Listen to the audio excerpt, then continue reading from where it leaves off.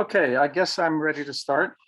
I want to thank Steve Walsh, especially for this privilege of responding to Bruce Rogers Vaughan's work. From here on out, I'm going to, if I refer to Bruce, it's to Bruce Rogers Vaughan, okay? Working with Steve and Bruce has been an incredibly rich learning experience over the last 4 months. Week after week this year, they have stretched my thinking. Both Bruce and Steve are wonderful educators in democracy, as are AMI and AFJM members. You may feel I am preaching to the choir when I tell you in a minute what I have to say about democracy. We'll see. What I want to do today is to, just a second here. There we go. I want to make the case that the post-capitalist project, the new story of money that Bruce calls for, demands a demogenesis. Translated, a new birth of democracy. We need to reimagine democracy. Why? Because, as Bruce has made very clear, the new liberalism, the neoliberalism, is anti-democratic to its core. It is all about a small economic elite controlling the planet. At the same time, it is the great pretender. It pretends to be democratic. It has corrupted and reduced and counterfeited democracy. We need to democratize democracy. We need democracies that are local but terrestrial in scope. Bruno Latour, who coined the word demogenesis, is one of the strongest voices speaking for the earth scientists on the ground around the world. Literally, he has been to these sites himself. These communities of scientists acting as pathologists of the earth are doing the work of attending to the signals of the suffering and death coming not just from the climate, but also from the water, the land, and the life of the earth. I will draw on the work of political philosopher Daniel Allen to make the case, with references also to Latour. Both Allen and Latour believe we must reimagine democracy in the face of the global threat to the earth and its life from neoliberal capitalism.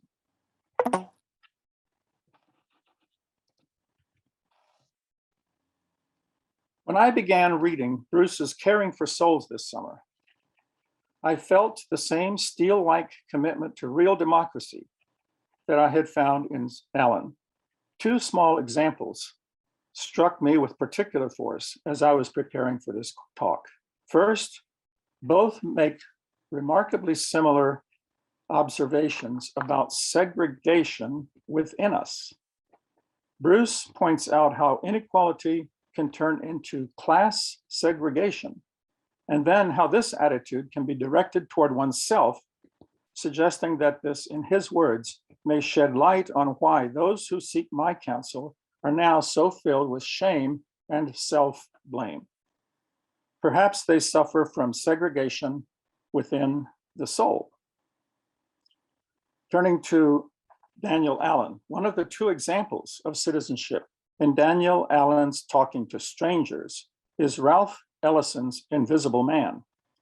Here's what this character realizes, this invisible man, quote, "What is required of citizenship in a corrupt and failing policy in which there are two complementary forms of citizenship, one for the dominators and one for the dominated, is, quote, to kill off," this is Ralph Ellison's words, "to kill off the segregationist within any given citizen in order to allow that citizen to be reborn as a full Democrat."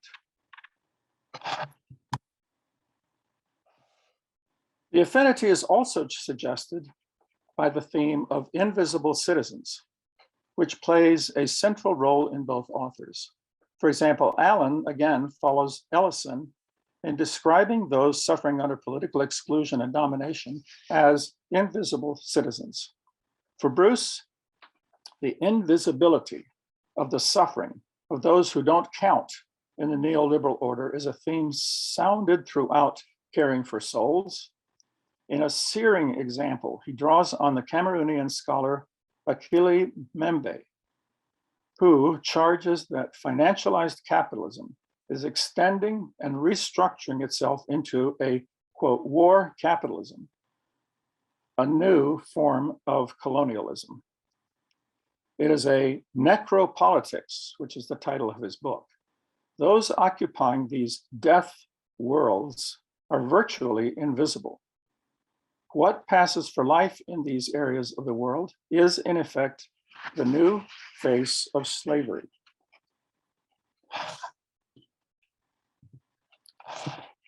What is demanded is a new politics, a new story. We need a story about money as a symbol of the well-being of the common weal. Now, the word weal is not one we use today, but it is a symbol of well-being. And it has been co-opted and reduced to wealth, as in the commonwealth, and wealth has been reduced to money. We must reverse this by reclaiming the word commonweal to mean the common well-being, public well-being, not money as capital profits for winners at the expense of losers. In other words, monetary reform must be about a democratic politics of money. As Mary Milor, author of Money, Myths, Truths, and Alternatives, puts it, money is, quote, political to the core. Consequently, we need a politics of money, a politics of democratic wealth understood as well-being. But both neoliberalism and democracy are about politics not in its ordinary sense, but in its constitutional sense. Neoliberalism is not just about money or economics. It's I don't want to call it a politics because it's an anti-politics politics, but it's nevertheless political about power.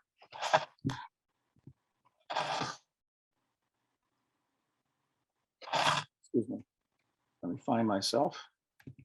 I got myself ahead of myself.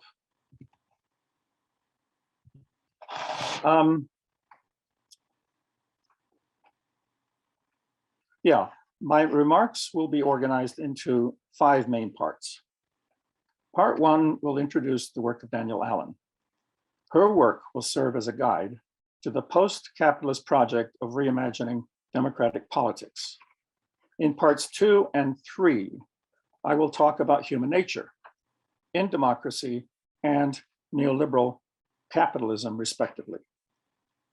Since our politics depends significantly on our notions of human nature, I will focus on each of these first 2 sections on human nature, personhood, in relation to politics. At that point, we will take a break. In part 4, having taken a first step toward reimagining democracy, I want to look back at neoliberalism's crusade against government of, by, and for the people. I will do so keeping in mind the warning issued by Danielle Allen against precisely the unrestricted absolute version of the freedom of the market we are witnessing today in the form of global financialized capitalism.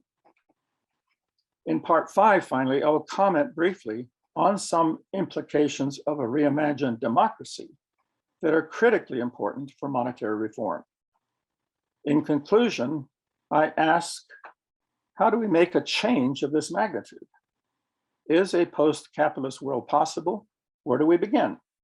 Just a few comments there.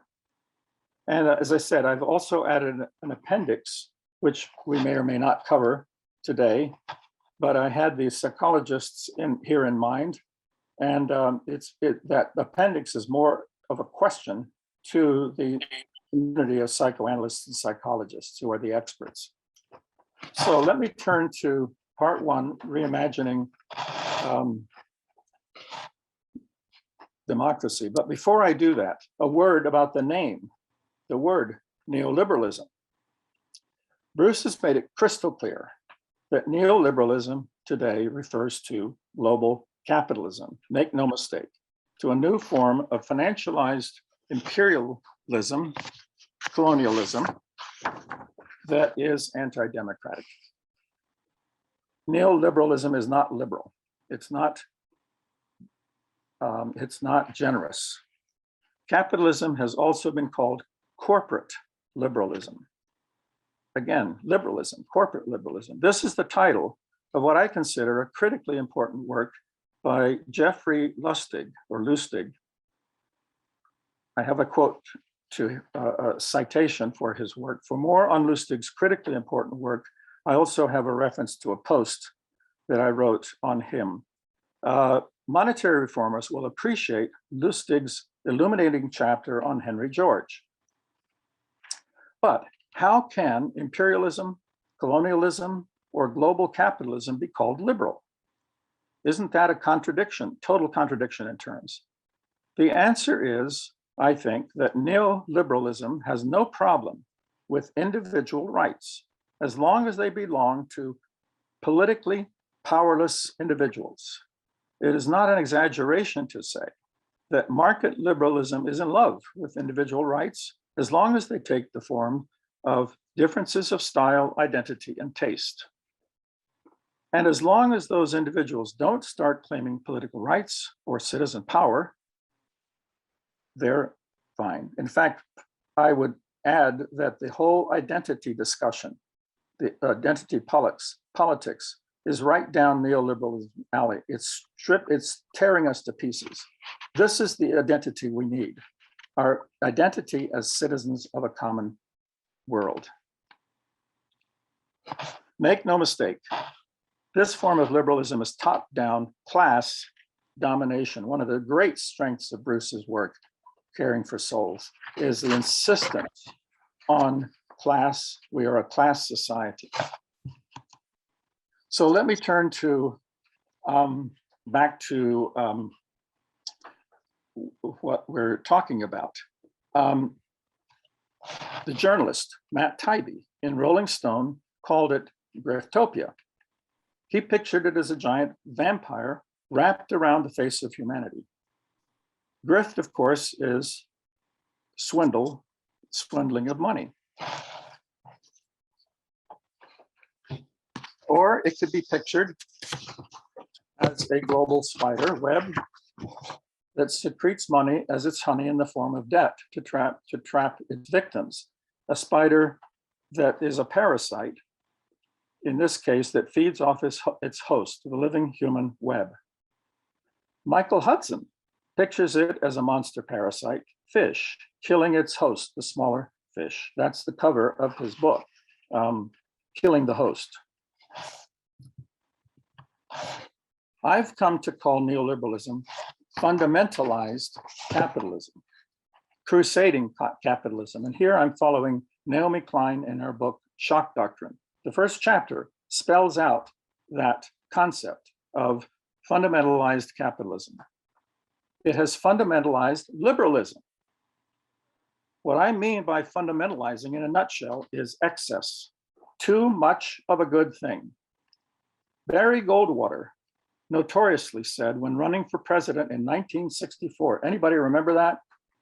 Excess in defense of freedom is a virtue. I will say more about what I mean by fundamentalizing later.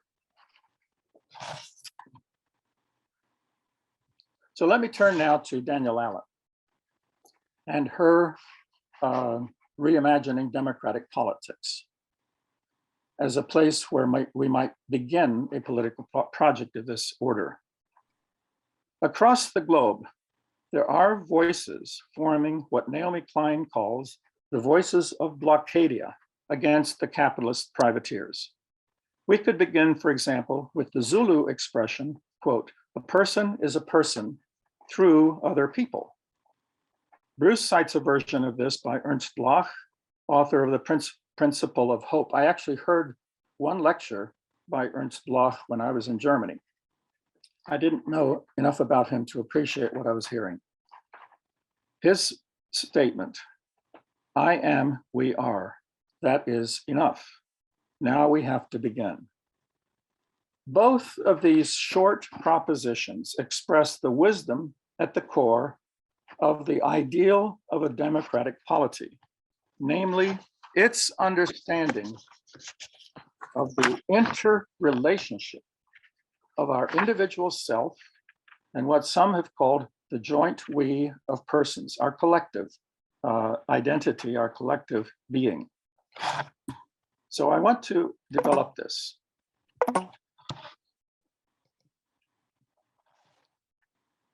One of Daniel Allen's most important contributions in helping us answer the question of the interrelationship between individual and collective personhood or identity.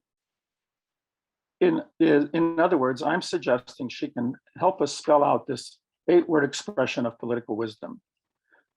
Talking to strangers is a profound primer on democratic citizenship, the I in Bruce's question about who we are. Another work of hers, Democracy in a Time of Coronavirus. I'm ahead of myself. Oh, sorry. Democracy in a Time of Coronavirus uses the Constitution to show how we can act together as a political body, a republic, a joint we, not an aggregate of atoms or a sack of potatoes. Our declaration focuses precisely on the interrelationship between individual citizen agents and their collective or joint identity as a people. That's the power of that book. I will focus today, this afternoon, on our declaration. The full title makes clear why this book is exceptional. The full title is Our Declaration, a reading of the Declaration of Independence in defense of equality. The most important word in the book is equality. What does that mean?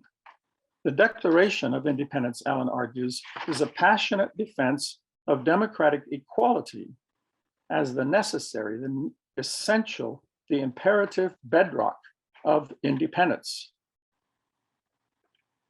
What does it mean? That's the central question of the original document, she says. It's the central question of her book.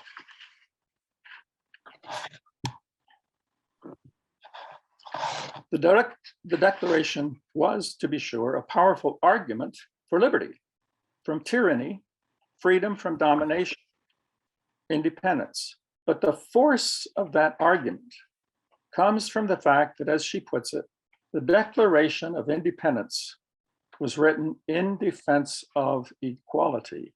From start to finish, she declares, we cannot have freedom without equality. That's on page 21.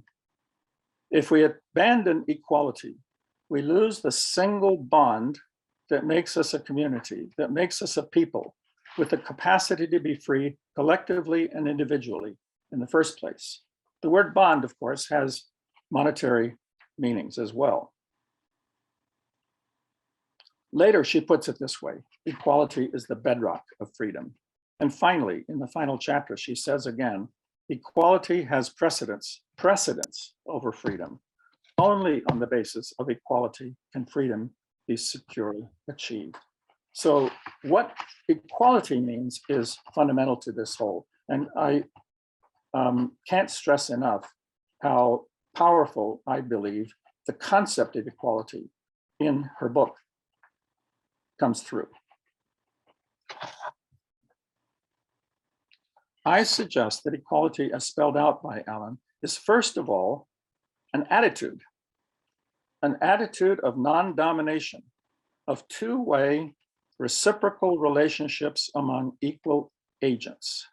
It is first of all an attitude or orientation to self, to others, to the world, and to time, the course of events, past, present, and future, an attitude that defines democracy. According to Allen, this attitude is exemplified by the Declaration. And again, I would remind you that she's an African American who understood fully the flaws of the Declaration and the Constitution.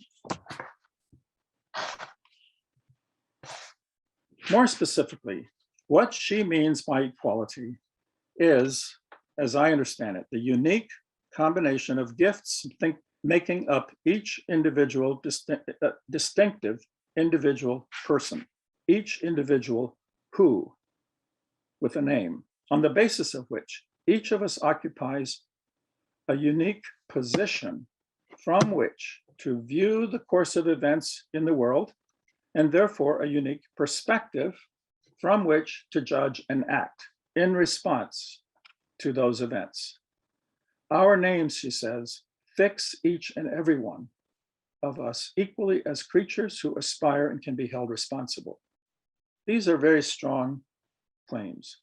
I suggest that as a consequence, the spirit of democracy is above all an attitude of gratitude, gratitude for that egalitarian gift of unique, distinctive personhood that we all have inherited as a common heritage.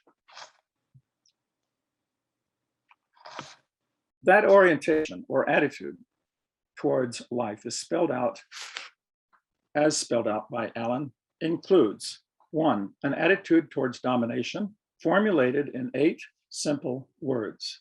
Neither of 2 parties, gender, ethnicity, race, class, neither of 2 parties can dominate the other. 2, egalitarian access to the tool of government. 3, an arrangement of reciprocal care based upon equality of agency, or as she puts it, quote, reciprocal giving to and receiving benefits from one another. And again, the word benefits is not irrelevant to economy or to money. 4, it includes an egalitarian approach to collective intelligence, pooling the multiplicity of distinctive perspectives that Allen called a potluck approach. We're different, we bring different, the more perspectives we can bring on that sacred cow of the Indian sages, the more likely we're going to get a picture of the bull or cow or whatever it was than the false views from these separate perspectives.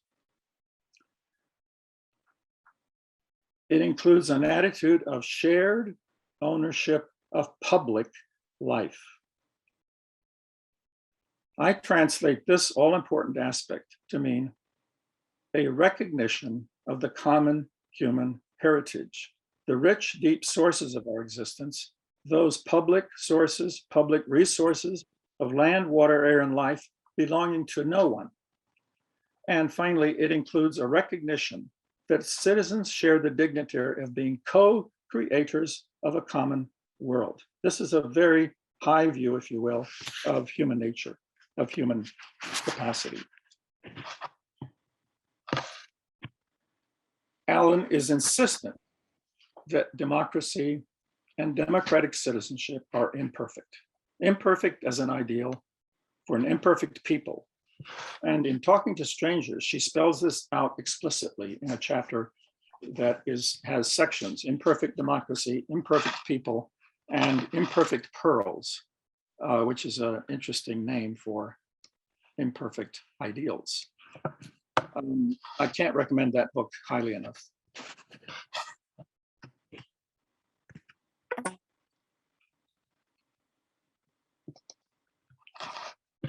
Finally, oops, sorry.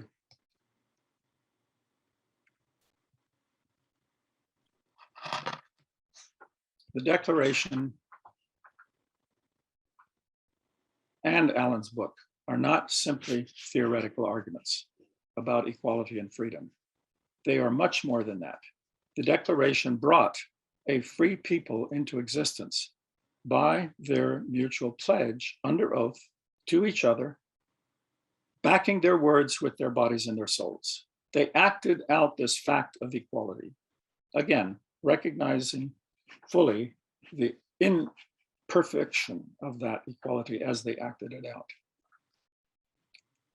By pledging themselves to one another, the colonists establish a bond with real force, with the power of people, money, and passion, that in its material consequences trumps the previous bond that each of them had independently with England. They are building their new country, their peoplehood, on a notion of shared sacrifice. I'm quoting from Talking to Strangers. Another way of saying this is that their foundation as a new people, a new we, a new public, was mutual trust, their promise to one another. Now, that's the Declaration.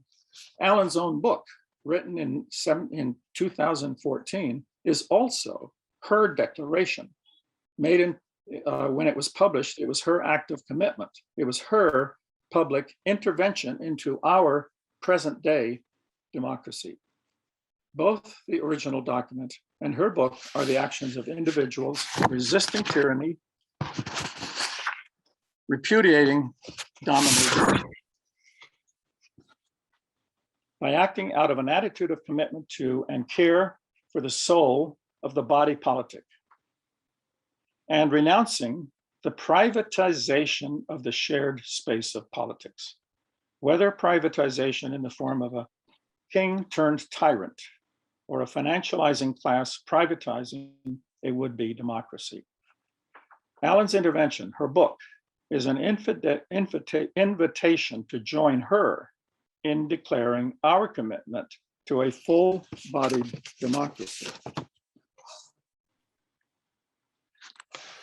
Finally, in the face of capitalism's crusade to erase from its symbolic universe all association with democratic egalitarianism and, yes, sociality, against Thatcher's unilateral declaration that there is no such thing as society, as Bruce cited her Sunday. We may not like the word socialism, but here's an example of excess. That is Thatcher's no, there is no such thing as society. We may not, Danielle Allen has done immensely important symbol work here. She has brought three of the most powerful symbols in the tradition of democracy back to life: the Declaration, the Constitution, and the flag. The flag does not stand for a privatized state. It stands precisely for a republic. That's what the pledge says. I pledge allegiance to the flag and to the republic for which it stands. It's a symbol of the public thing. What is a republic?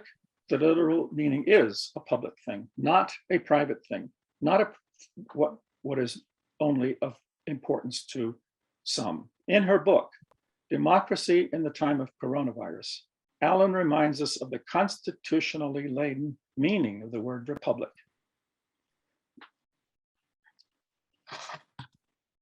What does all this have to do with money and monetary reform? I will come back to Allen's answer to this question below, but let me answer here in one word for her.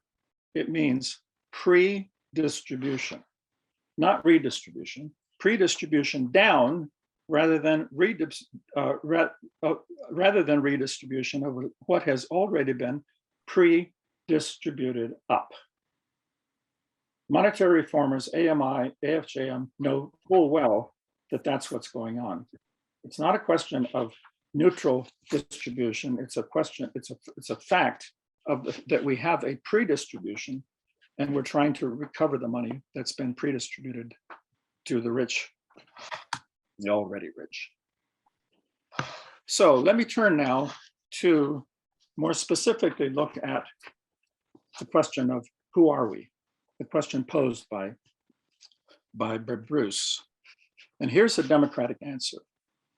What story does money tell us about who we are? Inside that question of who we are is a second question. Who am I as a particular unique individual? It is clear from what I've said already that our understandings of human nature are one of the most important factors in shaping our politics. It's also true, as Bruce shows, that one of the most important consequences of our politics is that it in turn plays an inescapable role in shaping our view of ourselves. For Allen's understanding of citizenship, agency, the answers to these two questions are absolutely basic. Why? Because the answers have to do with the source of our powers as citizens to care for and shape or co-create the world. In this, Allen acknowledges Hannah Arendt and her account of political life as a matter of co-creating a way of life. Few, however, have elaborated this concept of citizenship power as has Allen. We inherit the powers that qualify us for citizenship when we are born. We also refer to these as rights, gifts, capacities. They are the gift of life itself, of personhood, of individuality, of a self, body, and soul. We inherit that individuality, that gift, each and every one of us, from the common heritage of life, stretching back beyond the horizon of time. We call that gift many names.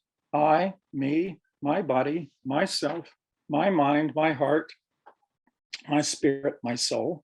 We call that heritage by many names: ancestors, tradition, history, the past, culture, society, the cosmos, the whole shebang, which is my favorite term.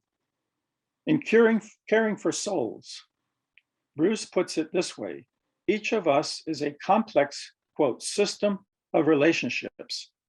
Each of us individually is a complex system of relationships in dynamic relation. The individual is a community, yet manifesting her own agency. And again, I pursue this further in the appendix, where I'm elaborating this momentously important perspective from the psychoanalytic community that Bruce is touching on there.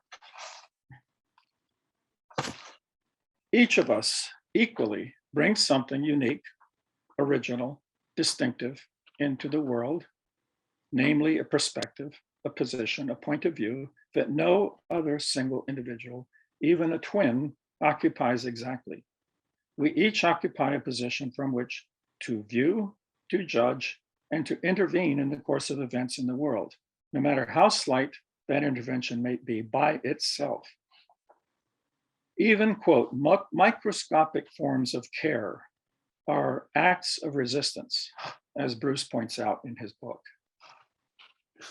Steve Walsh, in our conversations, noted recently that the astronomers rather, seeking to answer the biggest questions about the universe, find themselves facing questions about its tiniest particles. If you've ever watched a mobile hanging over a baby's crib, you know that the tiniest touch at any point may eventually affect the entire thing to the delight of the baby.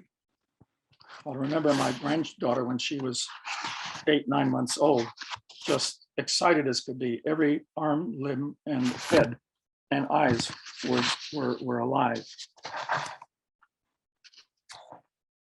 I, as one individual, by myself, isolated, on my own, may be insignificant politically.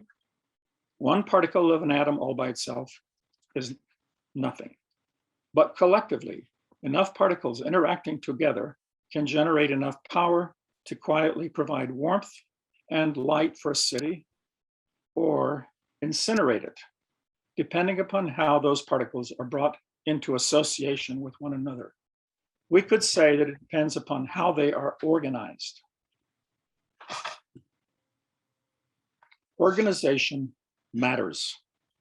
To quote Bruce again, neoliberalism, quote, originated in an early 20th century crisis about how to organize the whole earth.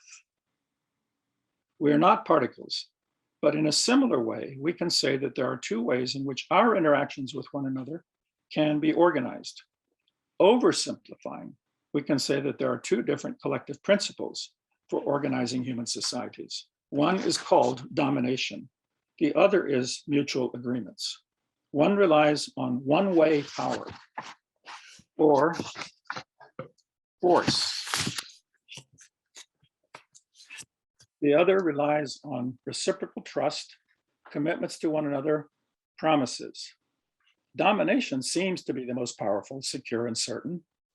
Mutual trust seems totally unreliable, fragile, and fanciful to many. Now, we could break right here.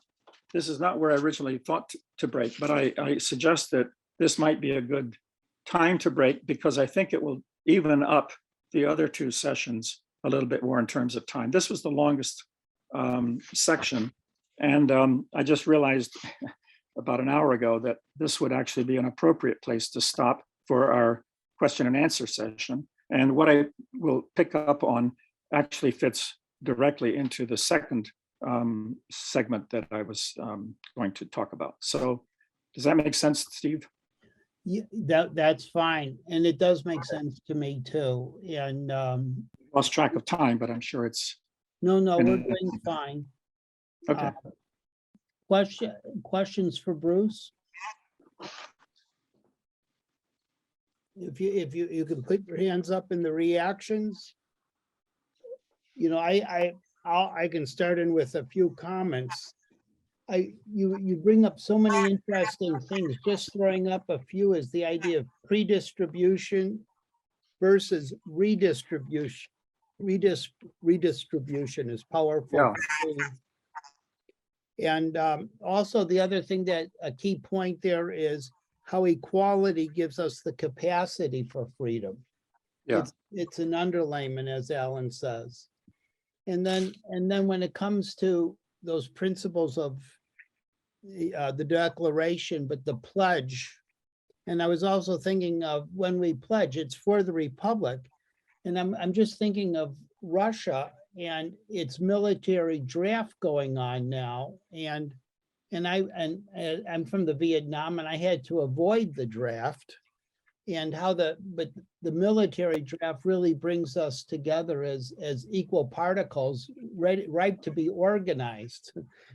And we've got to choose how that organization, if it's going to be mutual or not. So there's a lot of things, a lot of themes that come together, and I think it takes time, and it's all powerful. Let me just make one comment in response on the pre-distribution. There's quite a history I discovered of that term that I haven't included, but I would like to actually perhaps add something along those lines in the manuscript that I'll send out, that I'll post later. But I think it's a very important concept, and it's one that she actually took from some other folks. Should we go to should we stop sharing the screen and then or are we ready? Yeah, that's fine. Okay, we're on 28. Okay, any thoughts? Oh, I noticed by your head there's a mobile too, Bruce. Yes.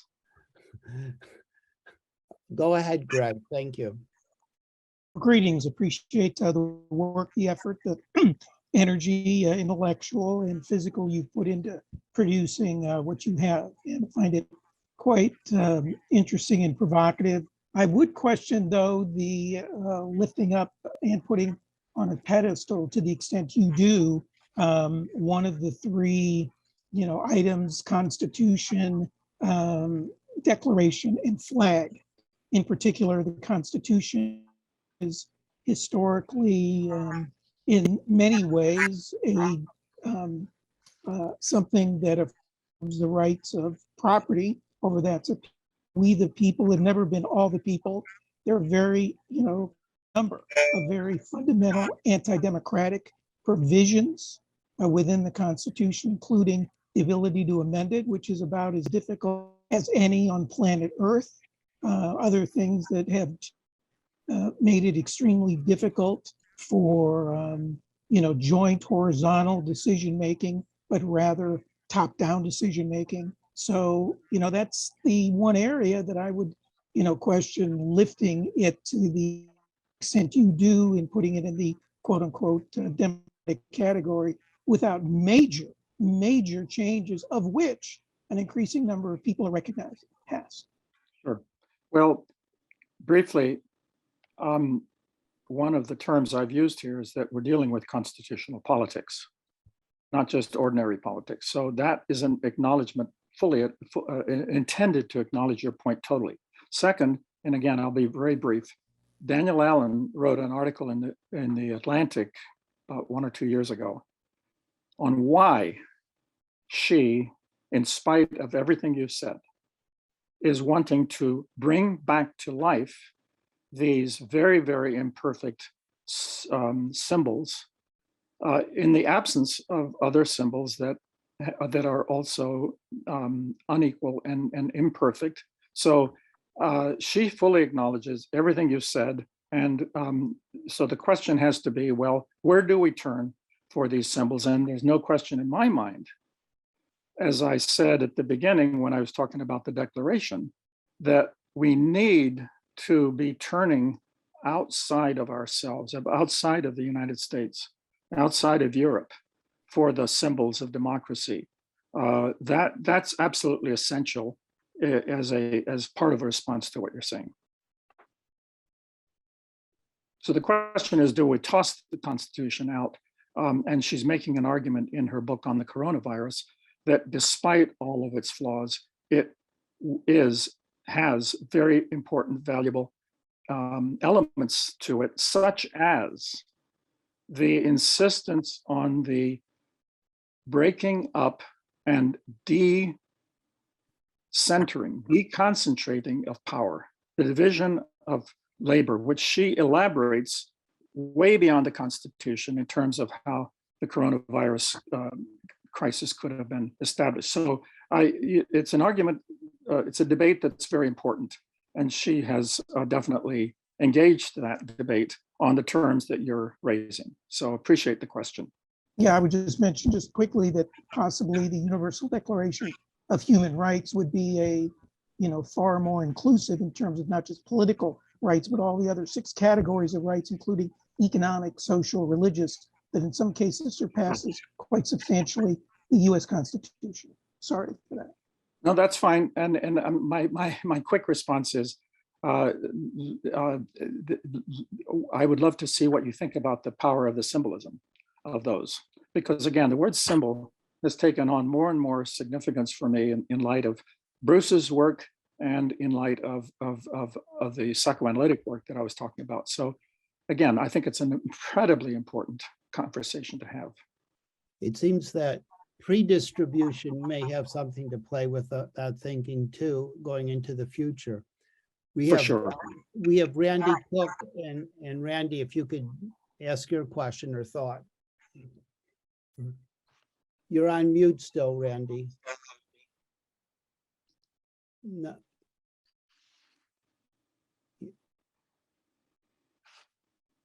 You might be there now.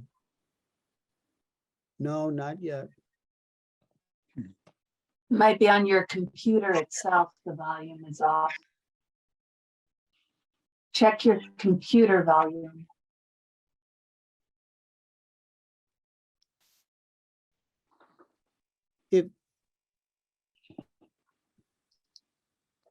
While he's working on that, Bruce, could you explain your answer just now to Greg when he advocated the Universal Declaration of Human Rights as better than the US one? And your answer was to look at its symbolism? Mm-hmm. Or can you explain what you meant there? What I had in mind was the historical power of the symbol.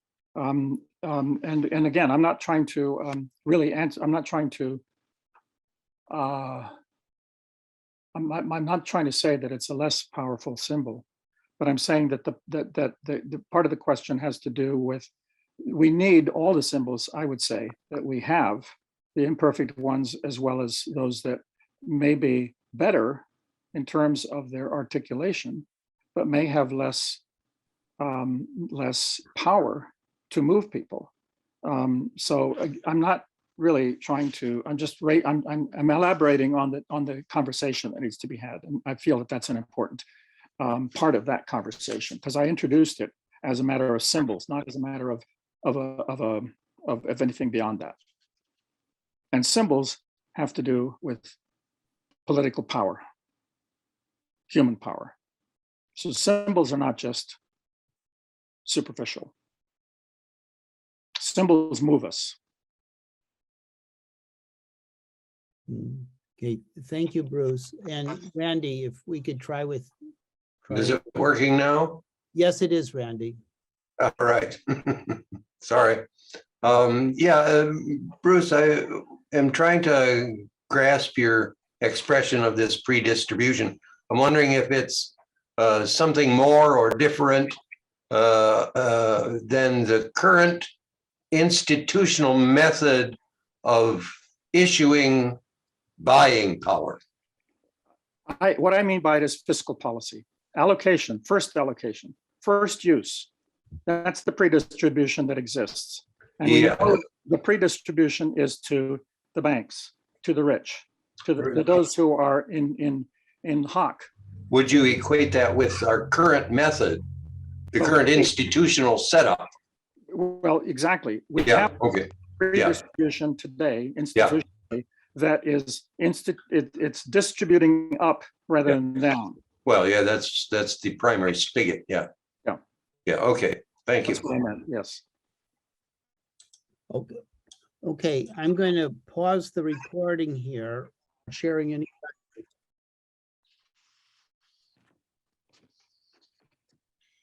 Okay. So we've been talking about democratic views of human nature. What I'm doing is shifting to the neoliberal view of human nature. As we've seen for Daniel Allen, the choice between these two forms of organization, domination versus two-way trust, to put it simply, the choice is stark.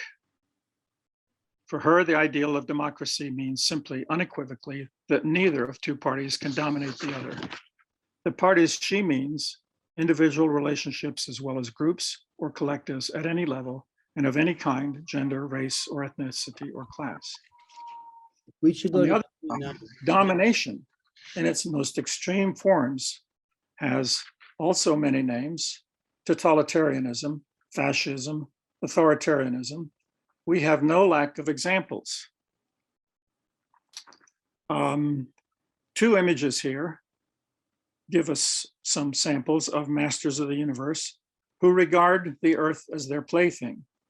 One from Charlie Chaplin's film in the Second World War, with Hitler treating the world as a balloon that he can do anything he wants with. And on the left, a much more recent example, 2007, the figure on the left, well, you recognize the figure on the right. Figure on the left is Richard Branson announcing his 25 million Virgin Earth Challenge to put up a for-profit space station. And he treats the Earth as his property. Now, obviously, the contrast I'm drawing here between domination in these extreme forms and democracy is clearly oversimplified. What Bruce describes, what Bruce Rogers Vaughan describes as the living human web, is infinitely more complex than what I've described, since it includes not just the human web, but the whole cosmic web of particles as well. Or you could put it the other way around. The scientists, the planetary scientists and astronomers, are solving the problems of the material world, but they're admitting their own helplessness when it comes to solving the complexity of humanity, of who we are. They've acknowledged that the brain itself is one of the most complex things in the universe. And the relationship between the brain and us, myself, my being as a person, is one that science recognizes as a major gap in their capacity. Neoliberalism vastly oversimplifies the complexity of the human condition and has created what Michael Lynch, in a marvelous book called A Know-It-All Society, an attitude towards the human condition and its complexity, an attitude of oversimplification that I've been calling fundamentalism. In this case, it's an attitude towards knowledge and knowing, towards our cognitive powers as human beings. We can perhaps visualize the contrast a little better, picking up on the image of a web or a spider web, a spider's web to represent domination. I've already mentioned that, but I want to bring up an alternative web, the internet. And this may sound surprising but the fact of the matter is that when the internet was created, it was deliberately created to be a web without any single point of control or failure. It was a Defense Department invention, and it was invented so that if an attack, a nuclear attack or anything else, cut off some part of the web, it could still function. Communications could get around. Whereas the fact of the matter is also that while the internet was designed as a very different kind of network, there are spiders out there, Google, Amazon, Facebook, who want to concentrate all its powers in their own hands. They want a center of control over the internet. But I'll say it again, as with all metaphors, this one is not perfect. In fact, of course, the internet is called the World Wide Web. However, it's not an exaggeration, I think, to say that the habitability of the Earth for human life depends upon which of these two start choices we choose. So let me turn briefly now to reinforce some of the features of neoliberal domination based on its view of human nature. What does neoliberalism think of us as human beings? Well,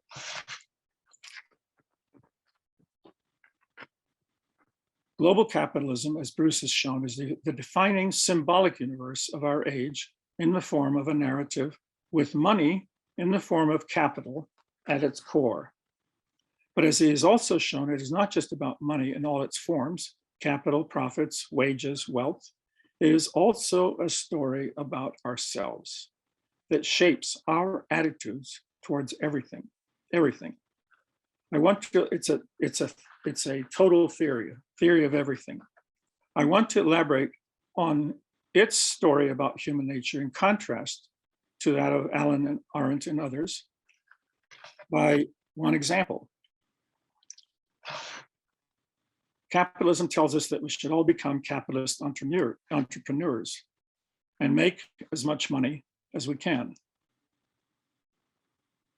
Capitalism defines our identity by our success as private profiteers. Only winners deserve to be counted. Only winners deserve respect and status. Losers don't count.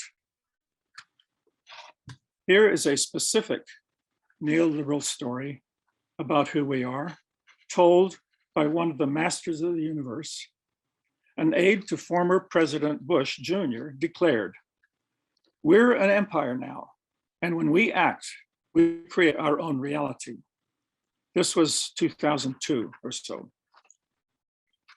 I want to I want to actually read out the full story.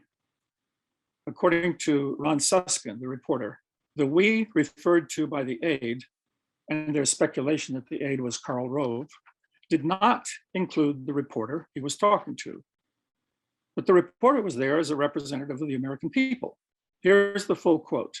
The aide said that guys like me, the reporter, were in what we call the reality-based community, which he defined as people. All of us live in the reality-based community, by the way, who believe that solutions emerge from our judicious study of discernible reality. I nodded and murmured something about Enlightenment principles and empiricism. He cut me off. That's not the way the world really works anymore. We're an empire now, and when we act, we create our own reality. And while you're studying that reality, judiciously, as you will, we'll act again, creating other new realities, which you can study too. And that's how things will sort out. We're history's actors, agents, and you, all of you, will be left to just study what we do.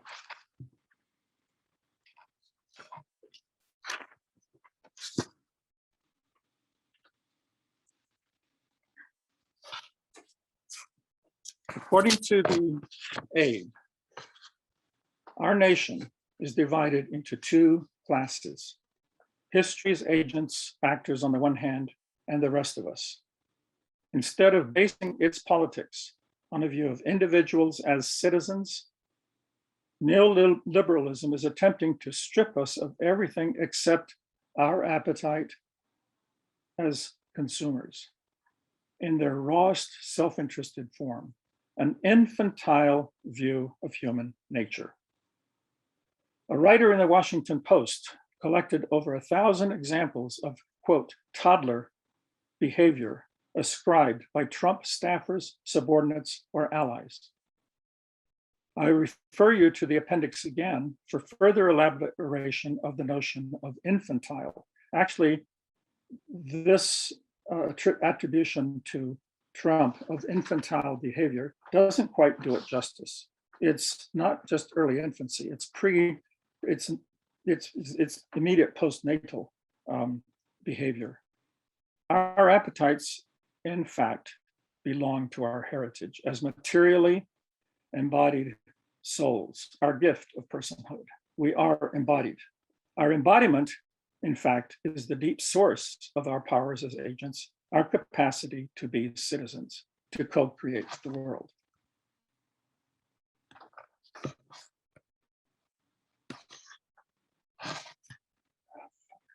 Sorry, folks, let me go back. Neoliberalism's much vaunted market utopia, its invisible hand of free sovereign individualism, strips us precisely of the individuality that which makes each of us unique as persons. It means it treats us as identical, self-seeking clones.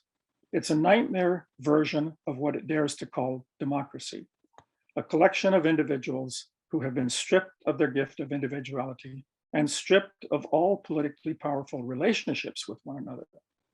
Political agency flows in one direction only, downward towards, from history's actors.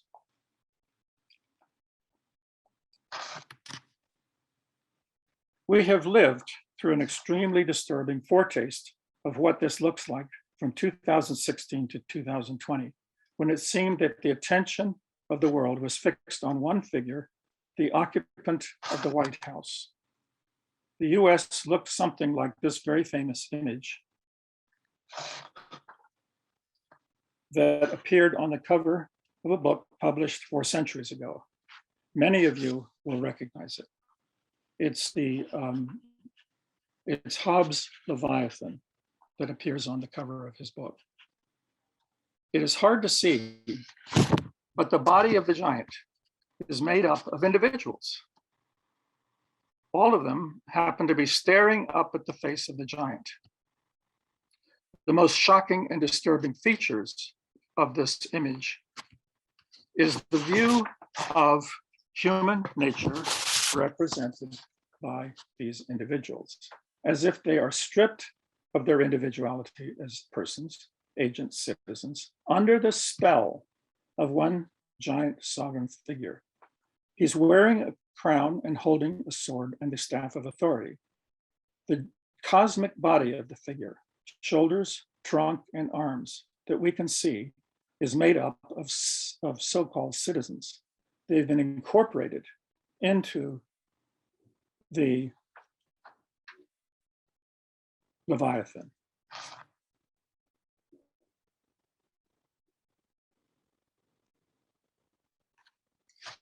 Let me also note here that today, stripping us of individuality includes stripping us of our privacy. Individual privacy is being violated on a massive scale, both by governments and by the privatized masters of the universe. In fact, the privacy of real persons is being violated in the name of the artificial persons called corporations. I will come back to this very disturbing fact.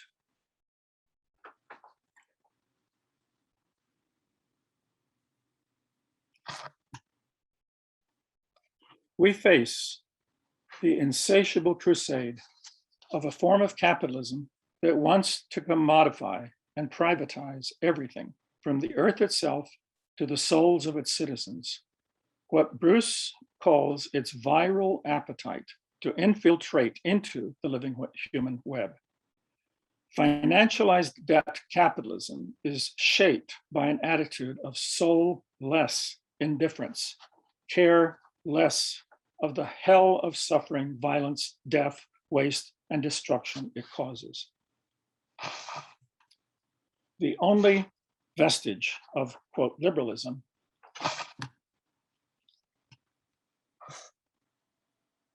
the new liberalism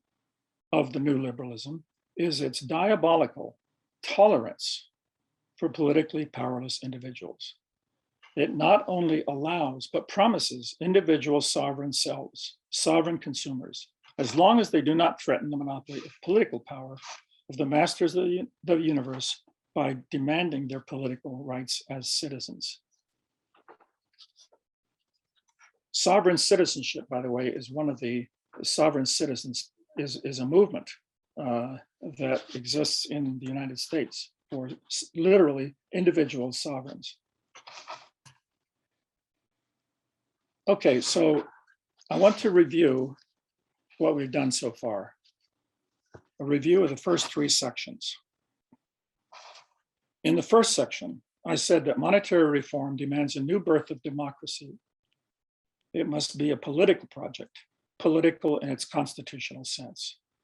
Second, I made the case that Danielle Allen's work in particular, her understanding of human nature, and the reimagined democratic politics rooted in that understanding provides a powerful starting point for this project.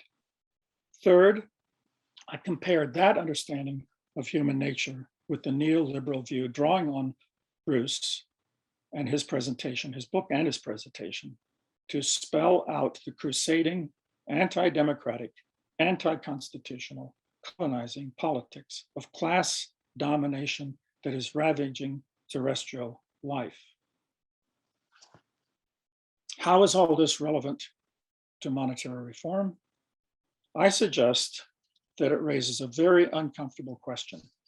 If the goal of monetary reform is to end private power over all money creation by placing it back in public hands where it belongs, how can that happen if the public's political institutions have also been privatized? I heard more than one participant last weekend during the conference raise this question.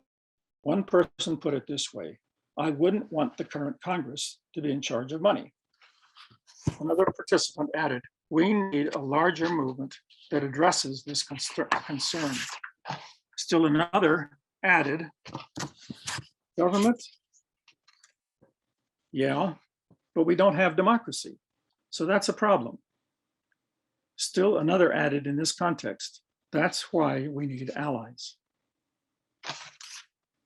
So the purpose of the next two sections is to try to respond to this quandary, this problem.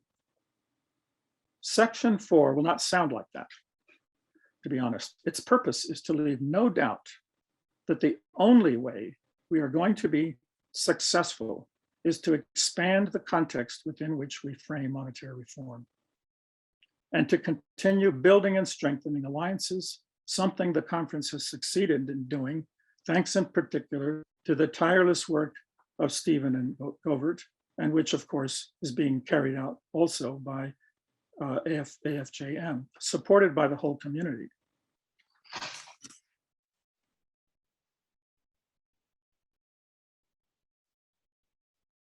Section 5 is intended to suggest some specific paths we might take in widening our alliances.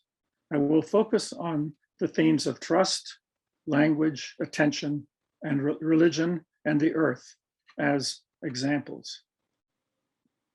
The purpose is not only to suggest alliances, but to suggest also specific points through which, where we can not only build blockadia, suggest also specific points where we can not only build blockadia to resist neoliberalism, but also break through the concrete walls that the money masters of the universe are trying to build around our political imagination, our power to imagine what we are capable of as a species. So I want to turn to section 4. As I said, I'm making things worse here.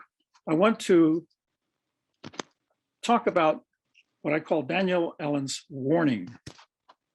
And I suggest that what she was warning against was precisely what neoliberal capitalism is doing today to the government. If there's one thing that neoliberal power wants to destroy all vestiges of, as I said already, it is a government of, by, and for the people.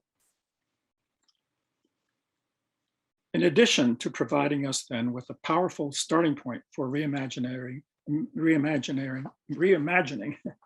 a planetary democracy, Allen also sounds a stark warning against what I've been calling the fundamentalization of freedom, detaching freedom from equality, turning it, market freedom, into the God of the neoliberal universe. I want to turn to what this does to government, to politics, what neoliberalism is doing to our politics today. We are seeing, in fact, what it is doing right now in the reports of the news this week of the findings of the congressional investigation into the January 6th insurrection. To repeat, by political, I am not referring to politics in the ordinary sense of the word, but to constitutional politics. We are in a constitutional crisis. It wants to privatize the state. And in the notes, there is a reference to an important book called The Privatized State. It wants to destroy all vestiges of a public world accessible by its citizens. It wants to replace public politics with an absolute monopoly of political power by a self-chosen private class in whose interests it seeks to privatize the world.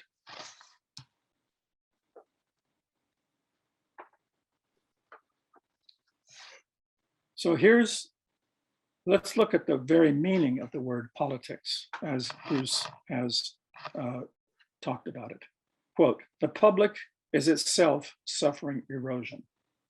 We appear to want to, quote, go public, just as the public to which we appeal as a frame for conversation and debate is quickly disappearing. Under the impact of neoliberalization, the area of human life designated as public has been diminished, corrupted, and called into question. Whether we speak of public policy, public goods, public interest, or simply the common good, or we could say public welfare, we are assuming a shared space that exists for the voices of individuals and groups to be heard concerning policies and actions that directly impact the quality of our lives. That's the very meaning of the word politics. Allen's warning is the danger of detaching freedom from equality and putting it first. From the beginning of the nation's history, it's as if, however, there have been two twins struggling in the womb for primacy, a tradition of freedom or liberty or liberalism, and a tradition of equality or democracy. In the last half century, or more, we have witnessed with the emergence of neoliberal capitalism just how dangerous absolute market freedom can become. It is in the process of tearing the nation in two, a top class growing more and more free at the expense of the rest.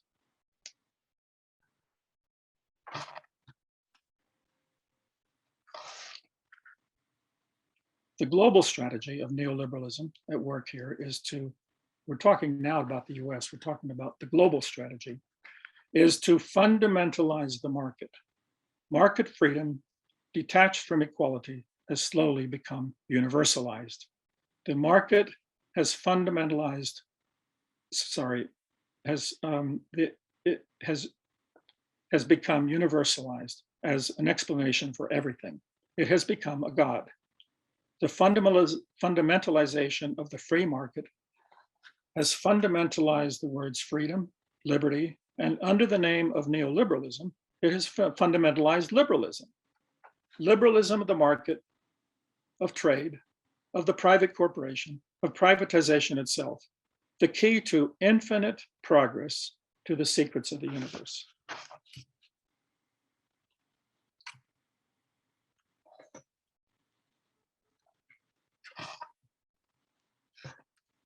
Okay, let me come back to the word fundamentalizing. As I'm using it, it has become, it refers to a process that tends toward excess or extremism. It's become an analytic category, not just a pejorative phrase to use it rhetorically. In its most extreme forms, it is I'm talking now about anything that's been fundamentalized. In its most extreme forms, fundamentalizing is a way of referring to any set of beliefs, any ideology that is taken to be the magic bullet, the answer to the secrets of the universe that everyone must accept or perish. It refers to a crusading attitude that seeks total victory. It has been applied to different observers by different observers, and I have a collection of these with references if anybody's interested. It has been applied by different observers, I'm talking about fundamentalizing, to technology, science, secularism, modernity, the history of Western imperialism, as well as religion and the market. It is a widely used analytic category. The background of late 20th century market fundamentalism in this extreme form is, I suggest, the 5th-century emergence of European imperialism, colonialism, and European capitalist beliefs about the universe, which have been fundamentalized and taken to their extreme form more than once in more than one place. Now, the neoliberal planetary-wide form of a Western fundamentalization process. Since the end of European colonialism, it has been led by the US, bidding to take the place of the former European empires, becoming militarized in the process to wage war on whatever it defines as terrorism at home or abroad.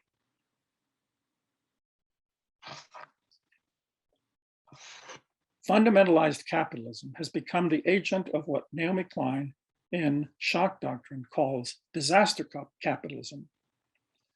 And the first chapter of her book spells out the framework of her indispensable account of the last half century of American history, the American market crusade to privatize one country after another until it now has finally come home to us.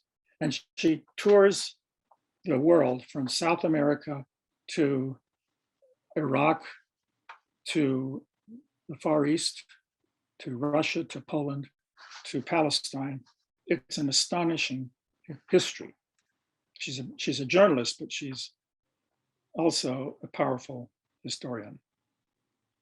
This book, she says, talking about shock doctrine, is a challenge to the central and most cherished claim in the official story, that the triumph of deregulated capitalism has been born in freedom, that unfettered free markets go hand in hand with democracy.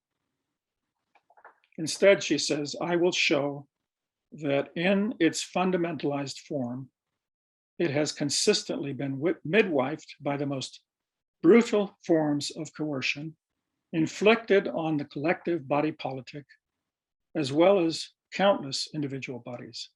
The history of the contemporary free market, better understood as the rise of corporatism, was written in shocks. Even if you don't read the whole book, I strongly recommend reading the first 2 chapters and the last chapter, and then pick your example from the case studies in between. She urges caution in holding ideologies accountable for the crimes committed by their followers. She's not a fundamentalist herself, but she adds, certain ideologies are a danger to the public and need to be identified as such. These are the closed fundamentalist doctrines that cannot coexist with other belief systems. Their followers deplore diversity and demand an absolute free hand to implement their perfect system. The world as it is must be erased to make way for their pure invention. Fundamentalism, she adds, is defined by a logic that leads ineluctably toward violence. Purity is one of the key words of fundamentalism, and the purity that requires starting from scratch. Now, I want to turn to the 5th section of the talk, and I'm just going to deal with the one theme of trust, and then I'm suggesting we take a break. I don't know what the time is, but I think that would be a sensible place to break and have another short discussion. So, in what time? Let's see.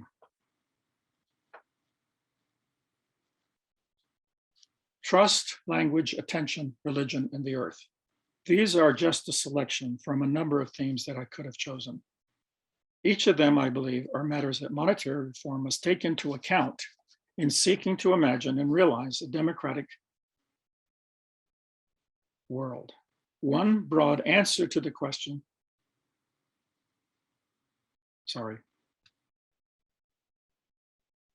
each is an example of a specific point where we can break through. I've already read that, already said that, I won't repeat it.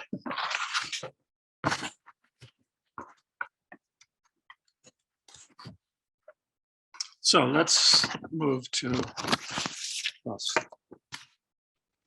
Trust and monetary reform. What does trust have to do with money?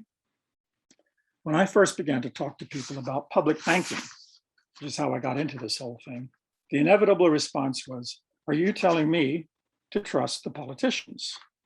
My reply was, do you trust private banking? I don't need to belabor the point. US Americans face a crisis of trust. Neoliberal capitalism has become an engine for tearing down trust across the board. One of the biggest challenges facing monetary reform is how to win trust or build trust. The direct importance of the issue for money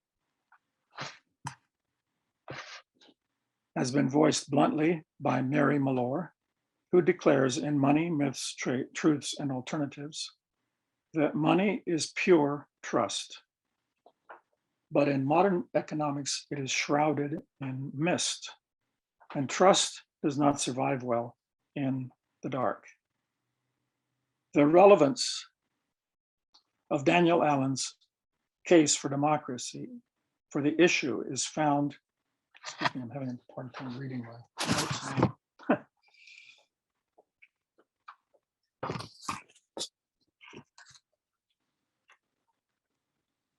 The relevance of Daniel Allen's case for democracy on the issue of trust is found in her book, Talking to Strangers. That book is devoted to how a society can cultivate trust or rebuild it or create it where it does not exist. Recall, she's an African American. She knows a lot about trust and mistrust. and lack of trust, systematic failure of trust. Neoliberalism has turned the US into a class polity that directs attention up and away from fellow citizens to the center of power. It is on the verge of destroying trust between citizens in all of its public institutions and being forced to compel consent. So far, it's been able, I think, to maintain a very shaky authority and legitimacy by, quote, manufacturing consent, to quote from Noam Chomsky. The mass media is designed precisely to control, under the control of a small group that makes up the dominant mass media firms, whose size, concentrated ownership, owner wealth, and profit orientation has been able to sustain the illusions and maintain the mist shrouding the nature of money, as we all know, what William Greider called the secrets of the temple, referring to the Federal Reserve. AMI, AFJM is determined to break open those temples and mists and shed light. But let me ask again, what does trust have to do with money? We all know that answer, but one of the other things I first heard about money from every group I encountered, and more than 90%, every group I encountered is that more than 90%, I'm talking now about monetary reform groups, is that more than 90% of the money in circulation globally is fiat money, not coins or paper currency you can hold in your hands. Fiat money, it was explained, means that it is not created out of gold or silver or any other commodity of value. It was indeed, instead, created, quote, from nothing. But the alternative to some material commodity of value is not nothing, I suggest. It's trust. Trust in whoever issues the currency. Fiat literally means decree, defining something as it is, and that implies authority. Someone or some institution decrees that the entries in a balance sheet count as money. That's not nothing. That's an act that has intended to inspire confidence. Those entries are backed by an institutional infrastructure that must be trusted, or in fact, it is nothing. To go back to Malor for a minute, I have no idea how to pronounce her name, so I'll stick with that. I found the most interesting point she makes is the basis she gives for her unqualified declaration that money is pure trust, namely the fact that money in all its forms is trusted to be transferable. No form of money is used merely for a simple one-time exchange. When you give a dime or a quarter or a dollar out of your purse, out of your pocket to someone, they must be confident that they can reuse that. It must be transferable. So even in the simplest exchange of real coins, trust is involved. All money, she says, is, quote, an important expression of social interaction and trust. Arguably, money is the most social of phenomena. Money is a shared recognition of a means of recognizing and transferring value. This leads her to make a final crucial point. For this shared recognition to exist, there must be a monetary community. And again, this is something that I think we can intuitively acknowledge and know. This could be as limited as tokens in a babysitting circle, or a local currency, or as wide as a national or international currency. My son and his family live in Ithaca, and Ithaca has had examples of babysitting circles where that has been tried.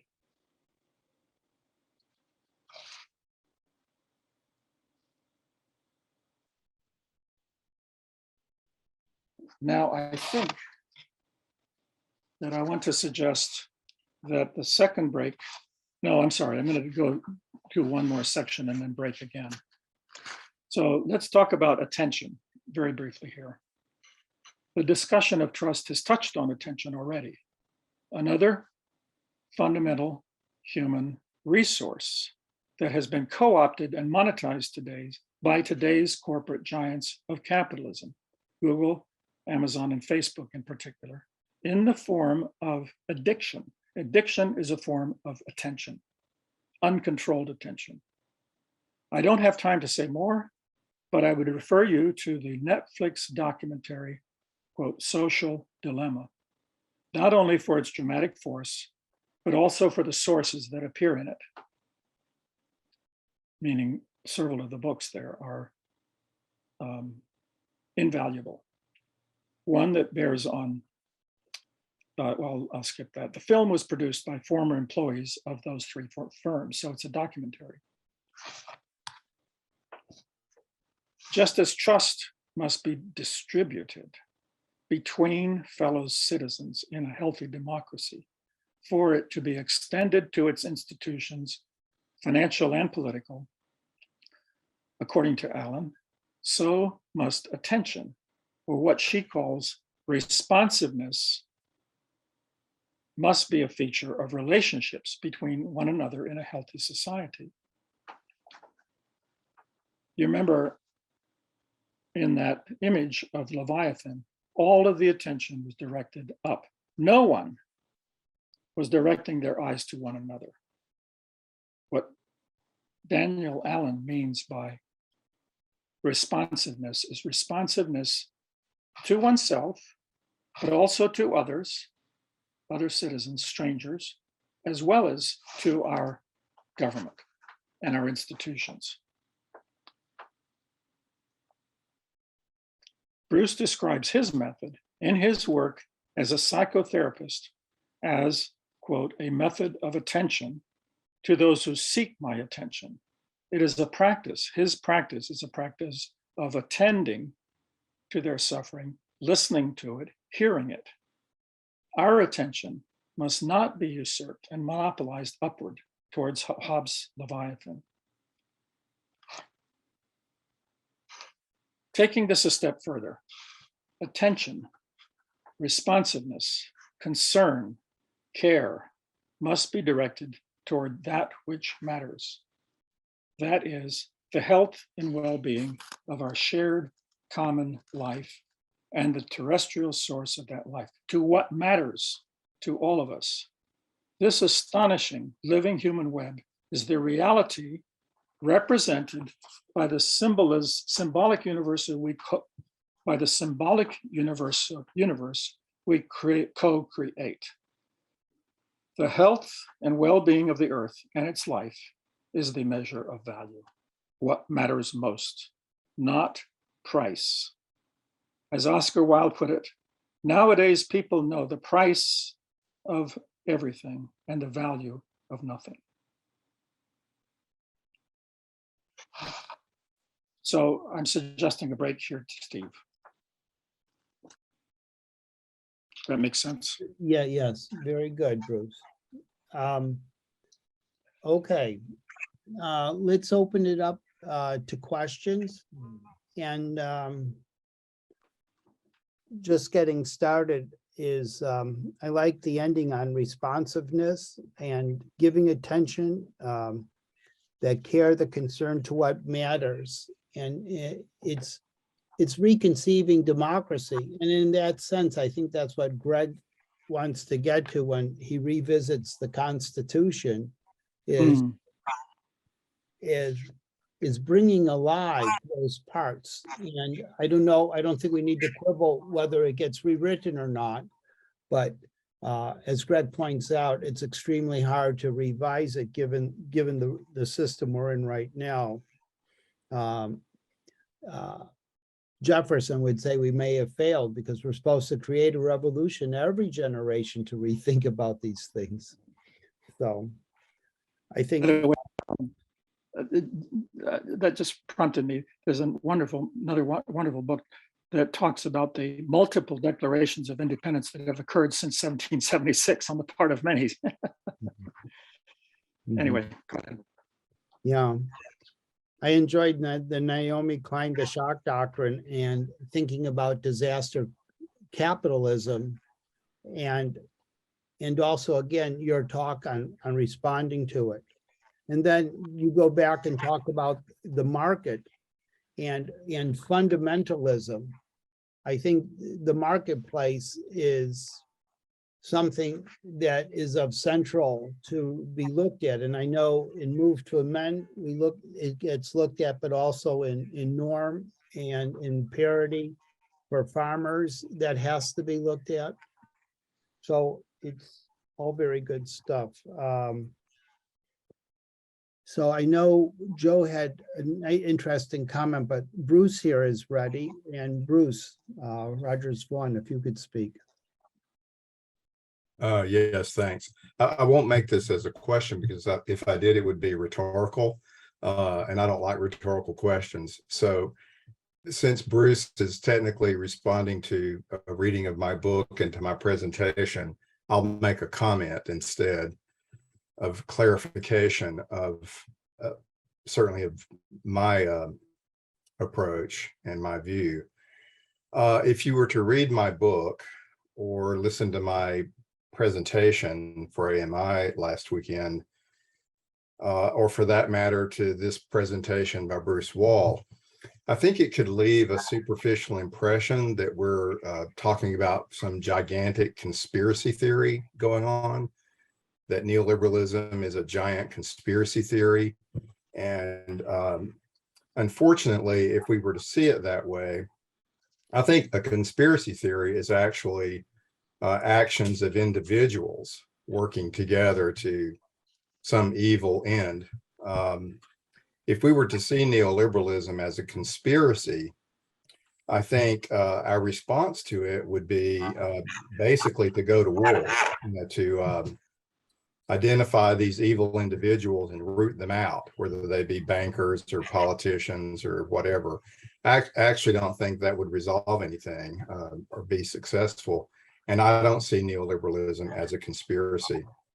I see it instead as a system. So I disagree with Margaret Thatcher. I don't think it's the case that there are only individuals and not society. A book that I tried to use to clarify this, that I cited in my book, I have not mentioned, I did not mention in my presentation, is by William Connolly. The book is called The Fragility of Things. And the subtitle, in light of our discussion in my presentation and today, is interesting. The subtitle is Self-Organizing Processes, Neoliberal Fantasies, and Democratic Activism. So Connolly is a political scientist who teaches at Johns Hopkins. And he argues persuasively that what we call reality is actually a system of systems, a system of interlocking systems. And importantly, systems, he says, have their own agency and their own processes. So I would say neoliberalism is a big system consisting of systems within itself that are interlocking. And as a whole, it exhibits its own agency. I don't think you could sit a CEO of a gigantic monopoly or of a gigantic bank or of the head of the Federal Reserve. I don't think you could sit them down over coffee and get an understanding of how neoliberalism as a system works. They wouldn't be able to tell you because the overarching system has its own agency. There is a saying by a family systems theorist who was born here in Tennessee. He said it takes a system to change the system. Exactly. So I think what we're about here is forming collectives that themselves work as systems in order to change a system. And the last comment I'll make about that, sometimes when people say, well, you're just saying this is a big conspiracy theory, I give the retort that many psychotherapists give when we use the word that someone is paranoid. And the phrase is, you're not paranoid if they're really after you. So this is a system. The system is after us. It's not that we need to villainize particular individuals and take them down. We have to find a way to address the whole system, and we can only do that by working together. So I'll end my sermon there. Thank you, Bruce. Yeah, that was wonderful. And I recognize that I'm treading near that line, and I will address it very briefly, but I appreciate very much that comment. Did you want to add any more? No. And okay, Robert, did you have a comment there? Yeah, I wanted to say to Bruce Rogers Vaughan, I was pleased to hear someone from Tennessee. I was raised in Tennessee, who knows Bill Conley. Bill Conley was my thesis advisor. So I appreciate reference to Bill Conley there. I was going to comment on shock doctrine, make it a little bit more contemporary. That book is the only place where I have found reference to Gorbachev's. In the early 1990s, Gorbachev went to the IMF hoping to get a loan and hoping to create an environment, something like a Marshall Plan that would turn Russia into a Finland-type social democracy, only to have the door slammed on him, and we are now reaping the results of that. So you really need the long view of history in order to see this system of systems, which I entirely agree with, the sort of an emergent property that we have to deal with abstractly. And so we name it neoliberalism or something like that, and then it tends to take on its own agency because it's an abstraction. It reminds me of a quote from Wendell Berry that I just read just yesterday, saying, abstraction is the enemy, and that we need to find concrete ways in which to deal with this abstract system of systems. And so I'd like to, as we go through this talk, I hope we can come to the conclusion of, I know Bruce has mentioned public banks as one more or less concrete thing that we can do, but I'm wondering even lower level than that, if we can suggest ways in which, for example, Bruce mentioned shared babysitting in the local area. Well, Ithaca also had something called Ithaca Hours. It was one of the first to do a local currency.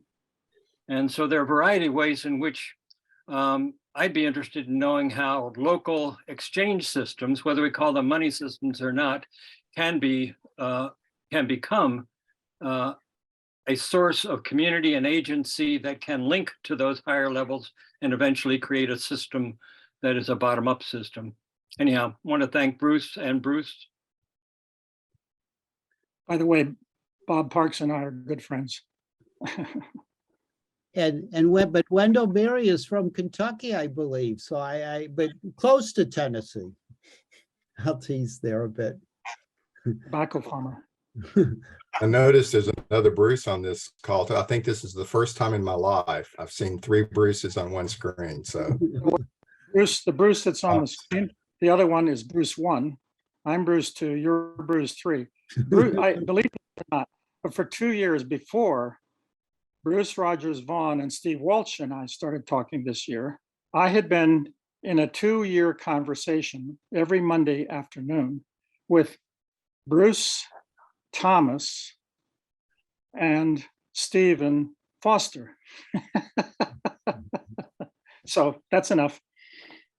But you know, let me just add one more comment. These conversations, those conversations have been absolutely priceless, concrete, down-to-earth examples of conversation that is democratic.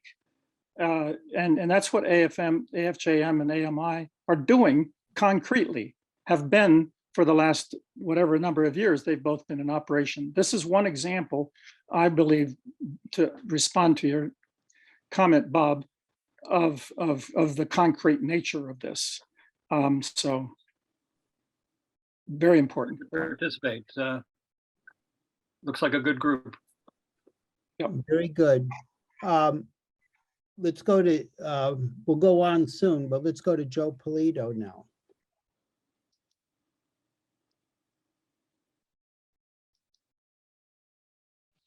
I really enjoyed your presentation. I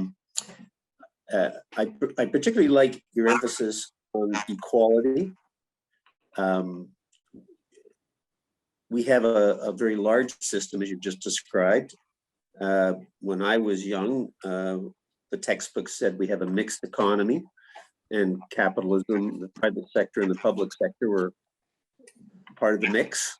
And of course, there was a monetary side as well. And our focus at AMI is the monetary system, and we want to improve it and make it work better. And that means, as you've discussed, it needs to be, it can no longer be privatized. The Chicago plan was kind of the one that really shone the light on this. And they were free market economists who said that some markets don't work. Their competition is not possible, and those have to move over to the public sector. So something like public education, for example, and they included money. And that's, you know, what I like about it is not only are you looking at fixing it, you're providing a perspective as to how to use it, and that is to promote equality. I would also like to say I disagree a little bit with the notion of kind of labeling the systems. I think capitalism is a perfectly good system. The judicial system is a perfectly good system. Also, the Boy Scouts is a perfectly good system, but it can be hijacked by people and by plutocrats and so forth. And I think that's really the issue that's being discussed here. There's a lot of good things about capitalism, and we need to regulate them, and they have to come under the overall umbrella of this mixed system with, you know, our political democracy and our judicial system and everything else. And I'm not keen on labeling any system as bad. I think it's a perfectly good system. We just have to make sure it works well. And, you know, a hammer can be used to build something or break something. Can I respond, Joe? Certainly. Thanks so much. Real briefly, what I want to do is simply call attention to how Bruce has discussed capitalism in his book. Mhm. And very important, and in fact, it's the thesis of the first chapter on capitalism, that capitalism is not a single thing. It has evolved. It's historical. And so it's changed. We are in a phase of capitalism. So he does not mean, and I certainly don't use it that way, as if it had, you know, as if it was a thing like a hammer. It's evolved. And what we're facing now is a form of capitalism, financialized, extreme form of this living system of systems, this living thing. It's living because it's been created by people, by us. So it changes because we change. And what's the problem is that it's becoming more and more out of control. So it'd be worth looking at his chapter on that in light of your comments on the system and like this whole discussion of quote systems. Connolly, by the way, I've corresponded with him and I used him heavily in my dissertation at Northern Illinois University. So I love the fact that that Bruce has also drawn heavily on him. He's an amazing political theorist. He's also, by the way, written a whole book on fundamentalizing and wrote a book on why I am not a secularist. And the answer was fundamentally that secularism has become fundamentalized. He's one of the people I was referring to when I talked about the sources that I've been collecting. So William Connolly is the least conspiracy-minded person.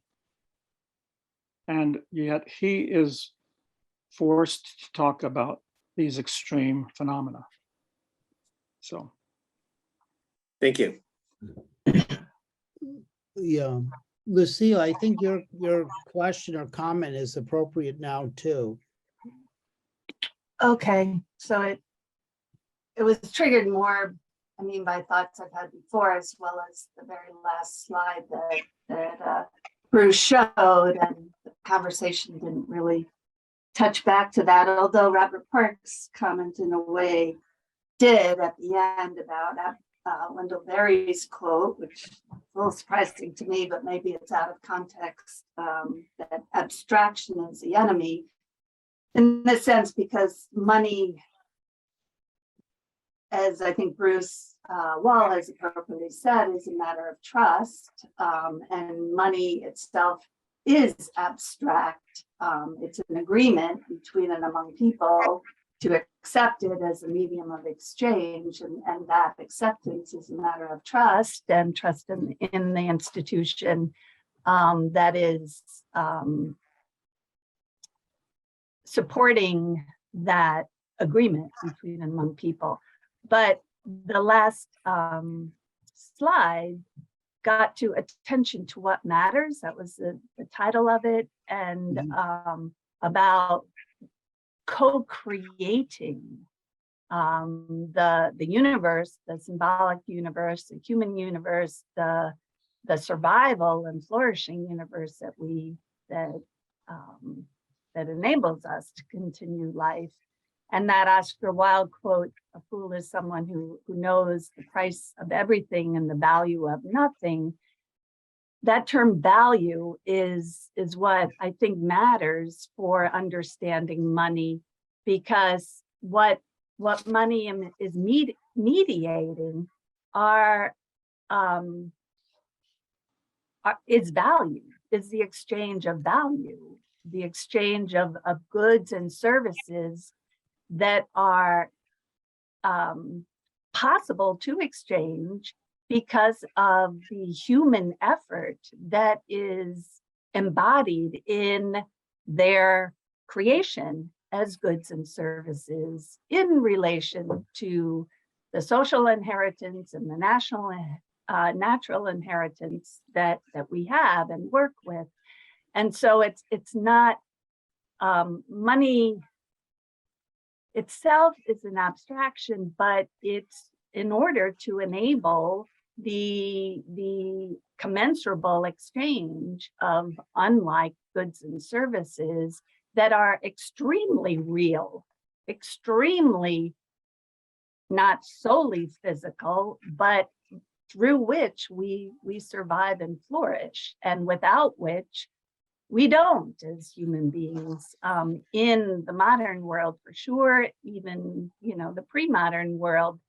And water in a stream is not water in your cup, and it takes effort to have something to scoop it up with and to take it to the place you need it. So the effort, the value, it's I'll just stop there, but those elements, it is goods, and the notion good itself, that we use that term to talk about,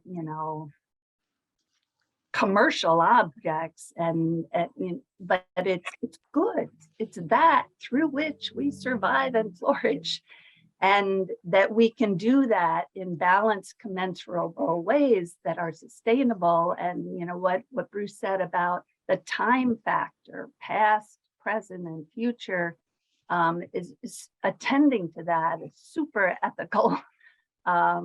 So anyhow, I don't know. I'll just throw that all in the mix. It was stuff. It's not really it's not a question. It's trying to pull And together. the next section, I think, will at least address it in one way, from one angle. How's that? Vera, would you go?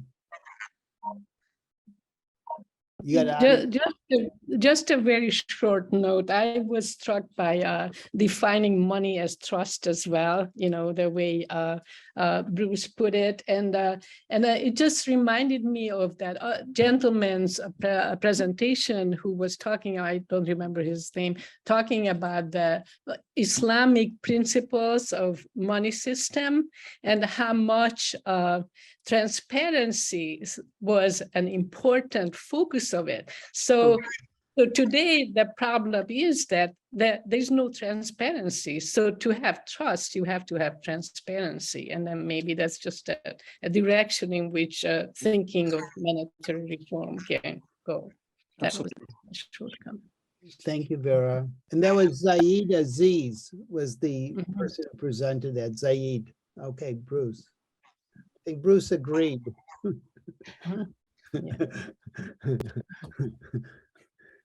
Bruce, do you have a word or should we go on? We can go on unless. No, I think we're good. Okay, we're at 4:04. We've got 6 pages left of before we get to the appendix, and we'll see if we can keep Bruce down a little bit. So let's 4:04, let's go 4:07, 3 minutes. We'll have a 3-minute break and I'll pause the recording. Okay, we have 3 minutes to start.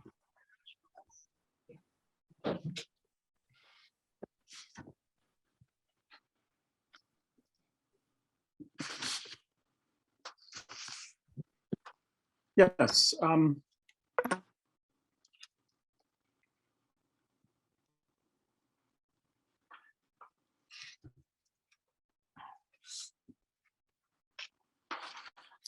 In talking about both politics and money, we're also talking about language and symbols.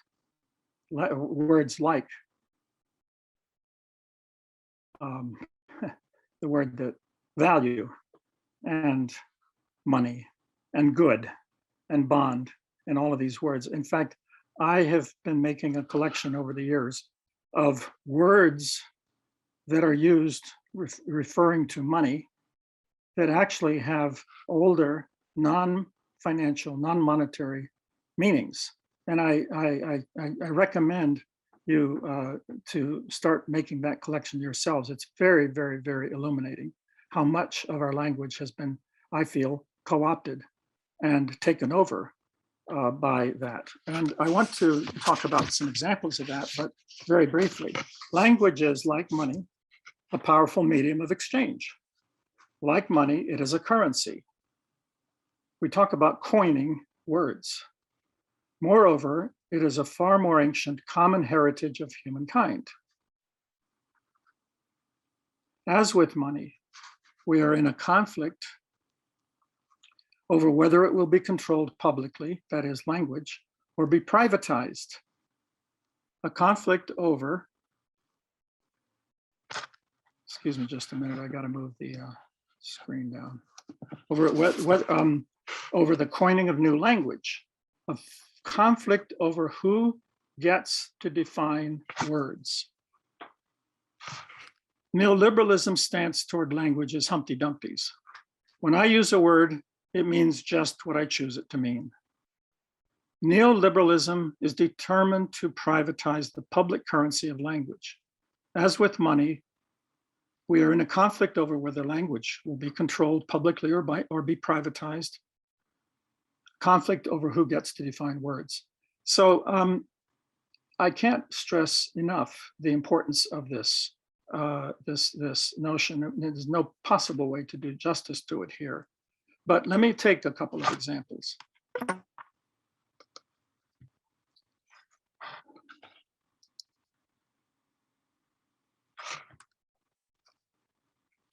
I've already referred to the examples of privacy and liberal, but let me just mention them again briefly. Neoliberalism has turned the word liberal into the opposite of liberality, generosity, and open-mindedness. Likewise with the word private, a word that refers to the space of privacy that belongs to us as persons, has been stolen by neoliberalism and given to the personhood of global corporations who are selling out our individual privacy for profit. So it's been turned into the opposite. Freedom, liberty, privacy, words that refer to gifts inherited by each human life have been turned into weapons used to take away those gifts. Most importantly, the trashing and weaponizing of language applies in crucial ways to the language of money itself. But as I say, that's something for another time. But the way I want to pick up on this a little later on in the appendix, if we get to it, is on the notion of symbols. Symbols and language are obviously signs, symbols, language, metaphor, simile. These are all similar parts of language. The difference between written language and speech. Speech is full of meaning that is not conveyed in written words. So this is a long discussion, but let me go on to the next example of a theme that affects both money and politics. I've said that we're not talking about politics in the ordinary sense. Constitutional politics can force us back to the most basic questions of all, the one that Lucille brought up in her question, namely, what matters? What do we care about most? What do we value most? We have had exactly a disturbing example of how this is so in the issues at stake in the Dobbs versus Jackson Women's Health Organization Supreme Court case. What really matters in that case? I will not go any further other than to point to that as a decision that has raised this question unequivocally. How do we measure what we treasure most? If it is the living human web, we know that money cannot measure that, but that is neoliberalism's answer. It boggles the mind to know what the University of Chicago economists, neoliberal economists, how much money they've spent on trying to prove that you can measure the value of a marriage or of children or of education, of early education. Money cannot measure the value of one soul, much less the soul of a people, a neighborhood, a community, a society, the earth itself, which is the home of the living human web, which is the source of all of our values, material sources, as well as our own human cognitive and symbolic sources of value. I suggest that religion is perhaps best described in terms of attitudes towards what matters most to an individual or to a collective, what is most worthy of attention, of most value, of most concern and care, that which is most worthy. Notice the word worthy. Take out the Y and what do you have? You have worth. Worth and worship. Worship is a word that has its cognate with worth, worship and worth. You worship what matters most, what is most worthwhile. That's where the thought that money has become a god originates. This notion of religion now is utterly consistent with Bruce's way of talking about religion and caring for souls. Faith, he says, following Paul Tillich, a very important 20th century, early 20th century theologian, faith has to do with that for which we are ultimately concerned. It is an orientation from which we relate to all that exists, a disposition. Orientation, disposition, attitude. These are words that I feel have far more to do with religion, with religion than words like doctrine. Religious faith has to do with how we live in relation to the land, to its creatures, with each other, and with the eternal. That's a quote from Bruce. His understanding of religion is consistent with that of the scholar and climate activist Bruno Latour. Care plays the key role in Latour's definition of religion, as it does with Bruce. Here is how Latour speaks about religion in Facing Gaia. Quote, to introduce the religious question again is not to embarrass oneself with beliefs in some more or less strange phenomenon, but to become attentive to the shock, the scandal, that the lack of care, now listen to this very carefully, the lack of care on the part of one collective can represent for another. In other words, to be religious is first of all to become attentive, responsive to that to which others cling.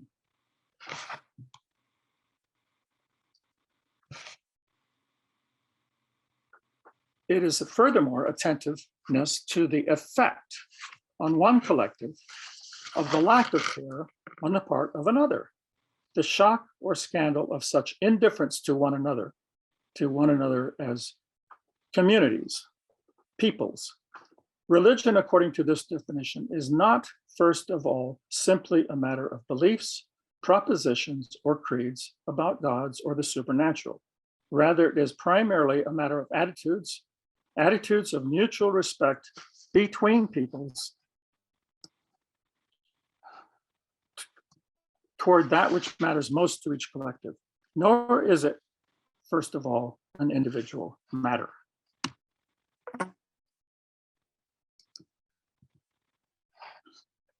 I can't help but also call attention to the fact that as far as I have been able to ascertain, the Christian tradition is literally the only religious tradition in the world that has a long history of extensive written creeds containing propositions about reality that one must believe. Now, I say that still in some disbelief. People will say, what about Islam? What about Judaism?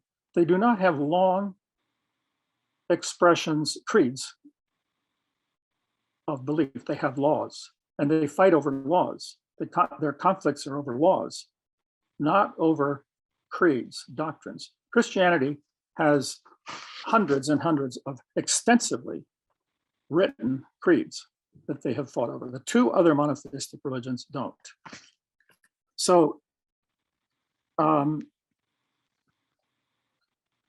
also going to argue that what has happened to religious language before our eyes in the last 50 years is religious language has become fundamentalized. It's become the language of crusades, of warriors. It's turned the fundamentalist language of extremism, tearing society to pieces. It's the signature form of religion of neoliberal capitalism. It's an idolatrous attitude or stance towards life, what Bruce Rogers Vaughan, following Tillich again, calls demonic. Now,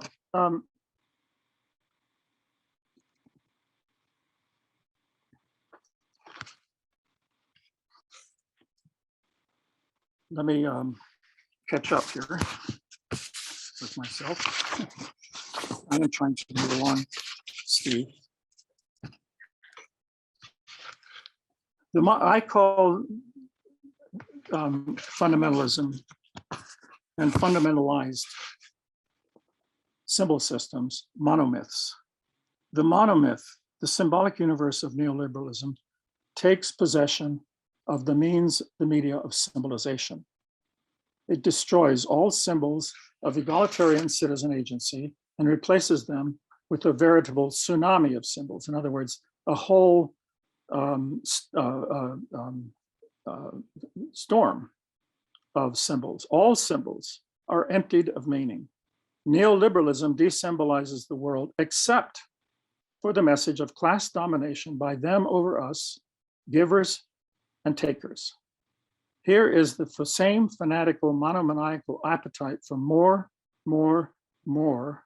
from financialization that we're familiar with, applied to what we call the media. Now, I want to draw a brief distinction. I just want to go back for a minute and draw a distinction between fundamentalized belief systems and ideologies, and or what Paul Tillich called idols, and belief systems that we're committed to that are not.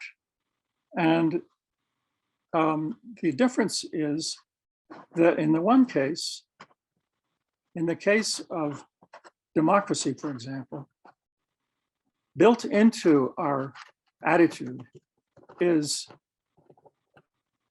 the attitude, the commitment to self-test against self-delusion, of testing ourselves in conversation with one another.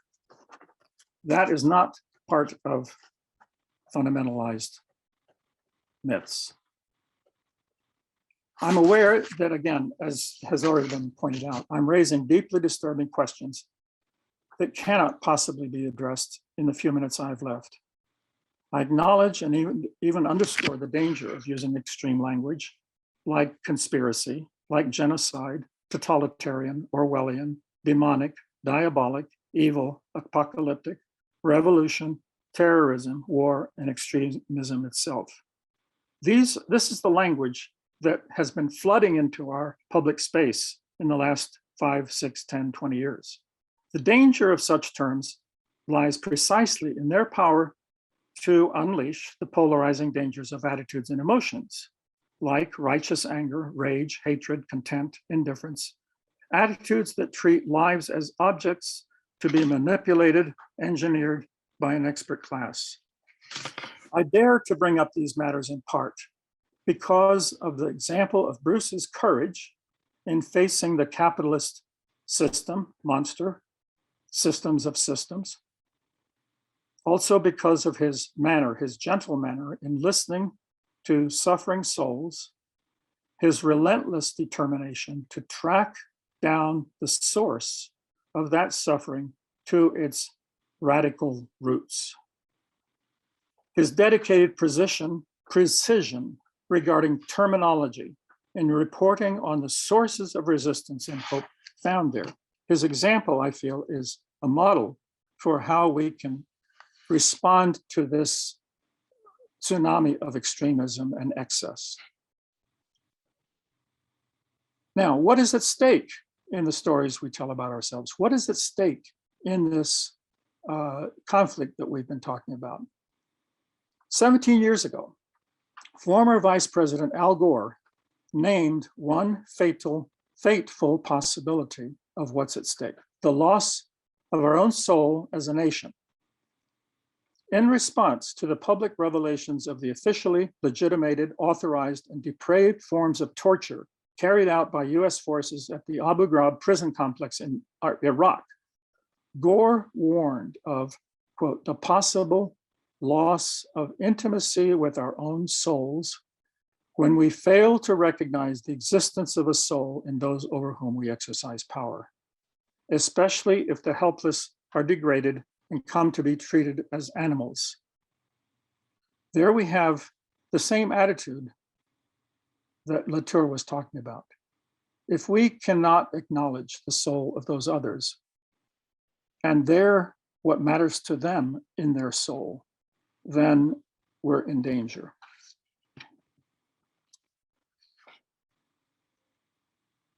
Extremism?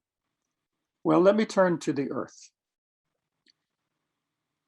I leave you an image of the earth, which I suggest must be a matter of ultimate concern, worthy of our utmost attention, not worthy of idolization, but worthy of our attention, our imperfect attention, our recognition of the need to have our own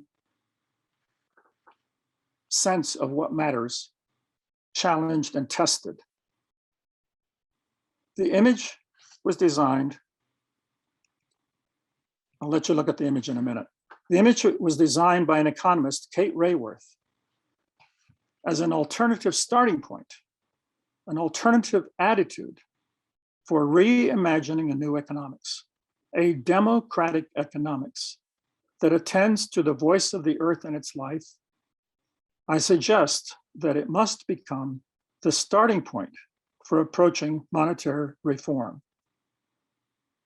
We're talking about systems, but we're not talking about systems in the abstract. We're talking about the most material of systems, the earth itself.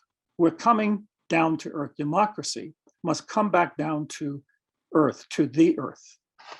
That means minimally, as far as its relevance to money reform, I think, is that, sorry, I'm still getting used to moving this screen around so I can see my slide. Excuse me for whispering to myself.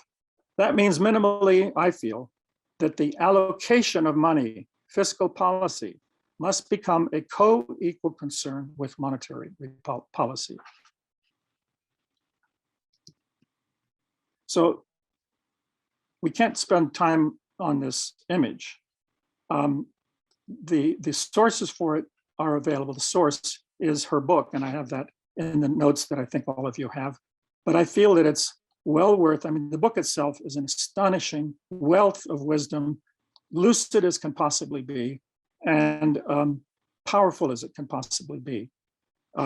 So I don't want to spend any more time on it here. We could spend all day on it, of course. But I will call attention to one item. If you look at the inner circle, social equity, gender equality, housing networks, this is the social boundary beyond which, or if we fall into that center, survival is endangered. And in that inner circle, one of the items is political voice. Well, as far as I'm concerned, that's a definition of democracy. So let me move on. Sorry. It uses an image of a donut to suggest what a terrestrial economy must look like, a simple image for a wicked problem. I want to call attention to only one feature, one more feature. The outer ring shows the outer limits of planetary systems. The inner ring showing the social, political, economic, cultural, and psychological limits. The well-being of the living human web is sustainable only within that green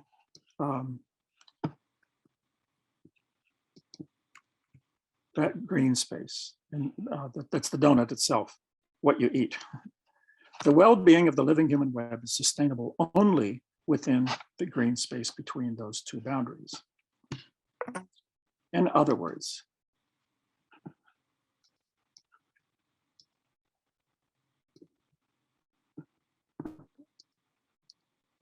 how do I get rid of how do I move the band of view? Left click on it and move it. Yeah, but it stays, okay, it stays either below or above. All right, I think I can manage. In other words, nothing can be left out of a terrestrial political economy. There are no externalities.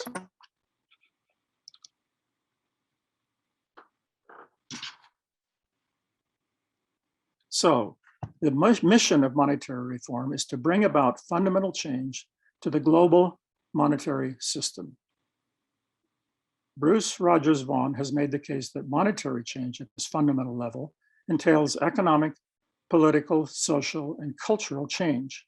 It includes changing how we understand ourselves, our understandings of human nature, psychology, our ideas about technology, our ideas about religion, indeed, our whole symbolic universe.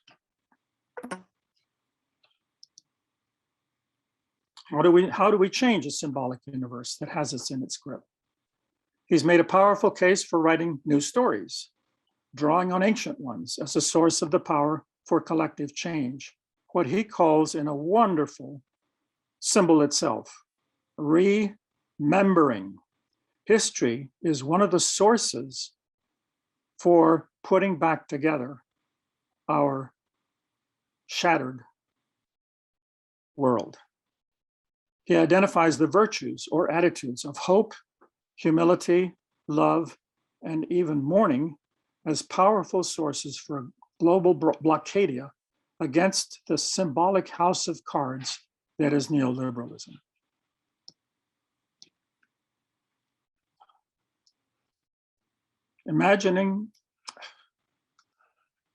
I have made the case that reimagining democracy is essential to change, essential to a democratic post-capitalist world, a symbolic universe, movement, and institutions. I have suggested that, in effect, we all need to go back to school to learn what democracy really means. To democratize does not mean to make something accessible to a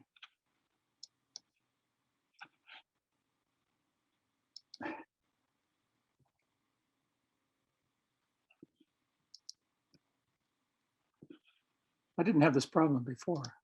Ah, there we go.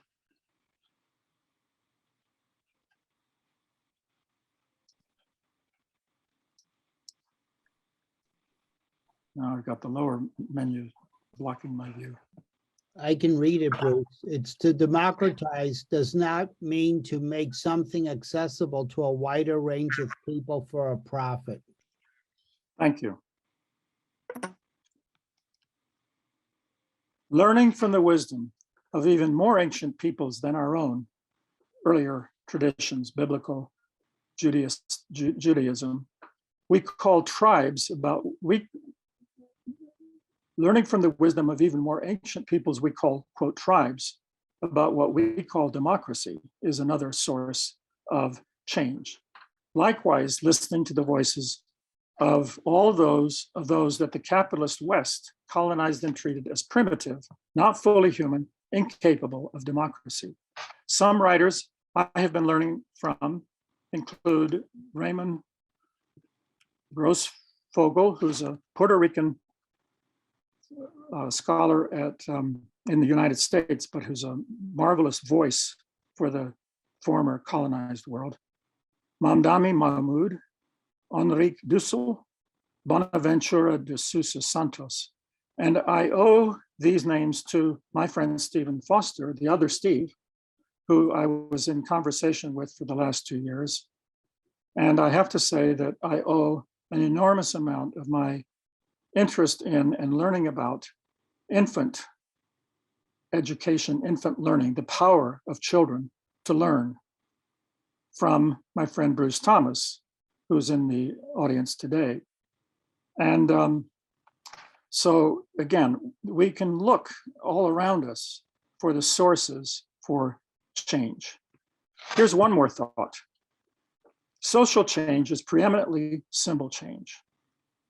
Social change is preeminently symbol change. I won't try to convince you of that. Jonathan Smith, an eminent scholar of religion at the University of Chicago for almost 50 years, made this claim in an article entitled "The Influence of Symbols on Social Change." He also happened to be my advisor, but he was also someone in the academy who was acting in the academy as a citizen, and his study of religion was in the service of democracy. He summarized his argument this way: at the heart of the issue of change are the symbolic social questions. What is the place on which I stand? What are my horizons? What are my limits? I have suggested that there are two basic questions. This is Jonathan Smith. I have suggested that there are two basic answers to these questions, that these two provide the description of a social or individual center of value and meaning, and that from such a center, all other symbolizations derive their meaning. He's describing a symbolic universe, by the way.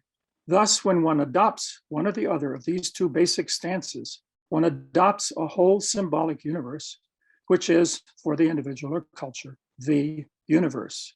To change stance, attitude, is to totally alter one's symbols and to inhabit a different world. Well, that's a challenge, but it's a very important introduction to, I would say, the discussion of symbols and symbolic universes.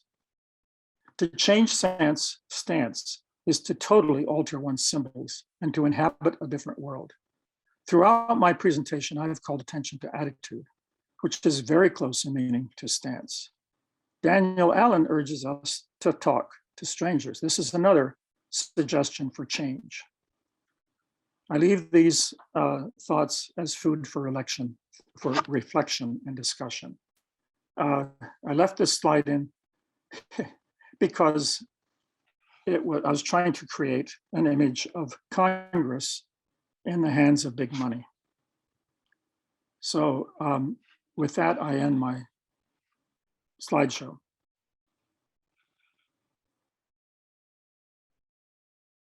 Thank you, Bruce. You notice you had a video at the end and an appendix. Do you want to get? Oh, I would love to show that. That'll take 2 minutes. Thank you. You noticed that, and I didn't.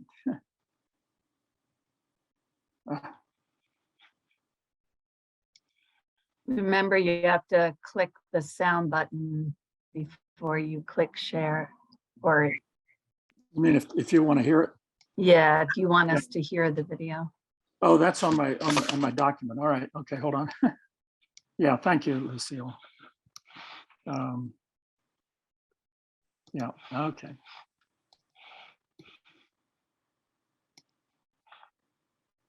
Okay, I have to click on the sound button. You mean on my own? It's what? No, like when you click share screen, then I think before you click on the screen you want to share, in the bottom right or left corner, there's something. Right. Let's see. Says share audio. Right. Okay, so now I go back to share screen. And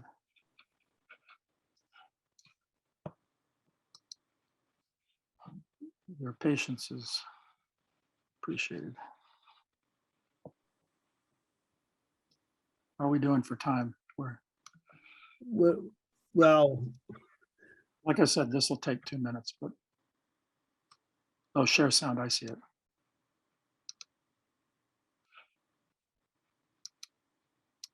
There we go. Okay.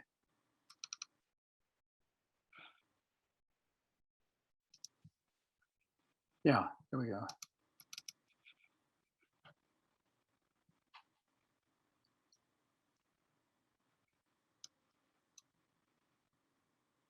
I think it's loading. Yeah, here we go. Can you see this? Welcome to the Everyday Hero. No, we see your Word document. What's that? We see your Word document. Okay. You might. How about this? Do you see that now? Well, you can listen to it. No.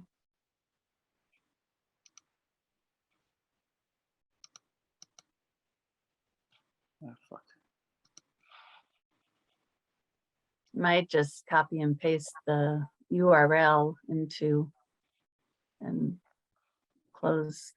I don't know. Yeah. Well, it's. I'm clicking on it, so it should show for you, I think. To the Everyday Hero podcast, where I am going to introduce you to ordinary people who are behaving in heroic ways in the face of some extreme circumstances. Our goal is to encourage you to persevere through the tough times, because as Robin Sharma said, everyone's got a story to tell and a lesson to give. If only we have the willingness to listen. I need you to persevere because someone needs your story. Your story matters. Stay tuned for more updates to come on the release of the Everyday Hero podcast. Where I introduce you to people who are behaving in Very good, Bruce. We all That's have a it. story to share. Exactly. And interesting thoughts on religion and the earth and donut and the donut we live around. It's a nice symbol. Are there questions?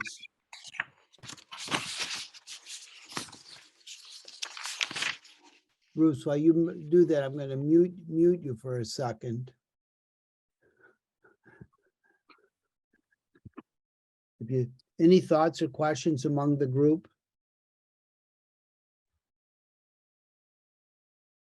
Okay.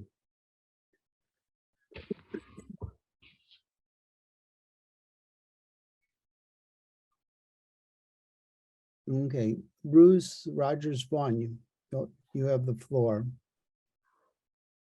Just a brief comment again. This kind of piggybacks on something Lucille said earlier about the importance of concreteness, which is something that I tried to emphasize throughout the book and my talk as well, and that Bruce Wall has mentioned. One thing I think I said at the end of my presentation, well, let me put it this way. One of the risks of talking about neoliberalism or market fundamentalism or all these huge abstract totalities we talk about, one of the risks of talking like that is it makes it sound as if there's no hope, like it has just taken over everything without remainder. If that's true, then there's no hope. But I like to talk about what I call the cracks in the system. So there are cracks in neoliberalism. Some of you remember Leonard Cohen, the songwriter. He wrote a song called Anthem. And in the refrain of that song, there was a beautiful phrase. He says, there is a crack in the middle of everything. That's how the light gets in. And in the end of my talk, I tried to say that every act of care, of love, is anti-neoliberal, if you want to put it in that language, that abstract language. I was getting groceries at Kroger's the other day, just a couple of weeks ago, and almost everything I bought, I have two 14-year-old twin boys, and they drink a lot of soda. And I was loading up on soda and water and pushing this heavy cart out to my car. I opened my trunk, and I heard this voice over my shoulder. He said, "Hey, boss, can I give you a hand?" And I looked around to see this big man. And because he was talking to me, I was startled and I thought I must know him. And then I realized this was a perfect stranger. I'd never seen him in my life. And so I said, well, sure. So he helped me unload that whole cart of sodas and water into the trunk of my car. Then he took the cart and hit it off, said, "I'll take care of this for you. Have a nice day." That was the end of our interaction. I would suggest to you that that is off the radar of the system that Bruce Wall has been talking about today and that I was talking about. Now, I think what we have to do as money reformers is think about, how does money become a concrete act of care? How does that happen? I think that's what it's about. I'll stop.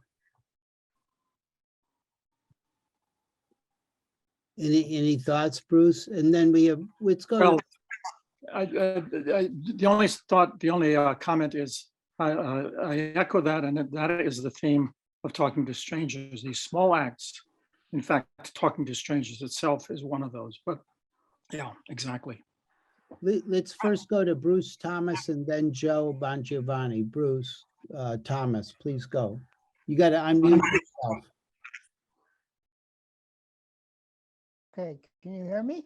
Yes. Yes. Oh, good. You just, Bruce too talked about a crack in the system. I'll tell a short story. I belong to a credit union and have for about 25 years. Started in the early 30s by a group of 5 teachers in Chicago. I was away from Chicago and I had to transfer a small amount of money from myself to my account at the credit union. Now, there was a system that was supposed to work to enable me to do so. It didn't work.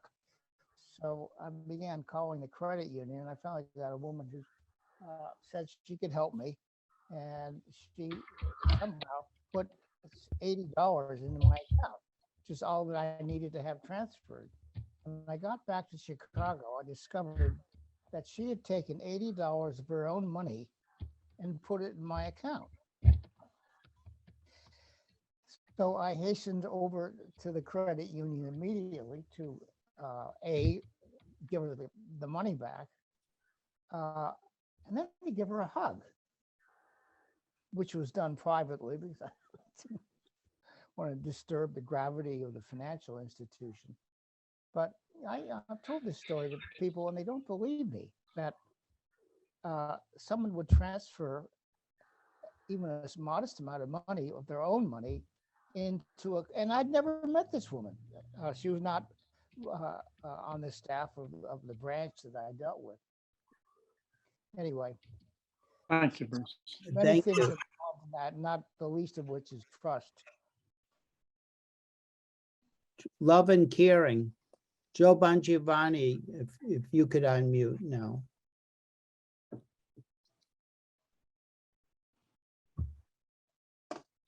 Okay, can you hear me okay? Yes, Joe. Okay, so, I wanted just to start out by saying thanks so much to the Bruces again. I find that the introduction of their ideas and ideals to the monetary reform movement have a currency and a dimension that's adds a superlative to it, if you don't mind putting it that way. And in trying to think of a good question to ask these guys, I'm a little stumped, I have to admit. What I wanted to do in that stead is to comment and ask if in your studies of the money system, you come across the works of Dr. Frederick Soddy, either one of you? No, No? I haven't. Well, good. Well, good. I'm glad, because then I want to introduce you to Dr. Frederick Soddy. And the reason why is because we have been discussing here the maldistribution of wealth and the maldistribution of power. And we are speaking for its equitable distribution among the wealth creators. Now, we're not exactly using those terms, but that's what we're talking about. And Dr. Frederick Soddy, he was a Nobelist in chemistry. He was a physical scientist. Okay, he was a physical scientist. He won the Nobel. He was the member of every Royal Society in the world. But when they dropped the bomb, because he was a radiochemist, so he was really a physicist before there was physics, and so his contribution with the Nobel, it caused him to rethink his study of the physical world, because it had brought destruction to the world. And so he began a new study of economics. And in Dr. Soddy's study of economics, after a couple of years, he realized that the foundation of the economic system that we're living under, with no name to it, just the American economic system that we're living under, the same one in England, etc. The foundation of it is in error. The monetary system is in error. We're all here, I think, because we come to the same conclusion, not studying through Soddy, which I did. I had to study through Soddy because my dad taught him to me. But the point is, the distribution of wealth is the role of money in a modern economy. That's the role. That it has been misapplied just proves that it works, okay?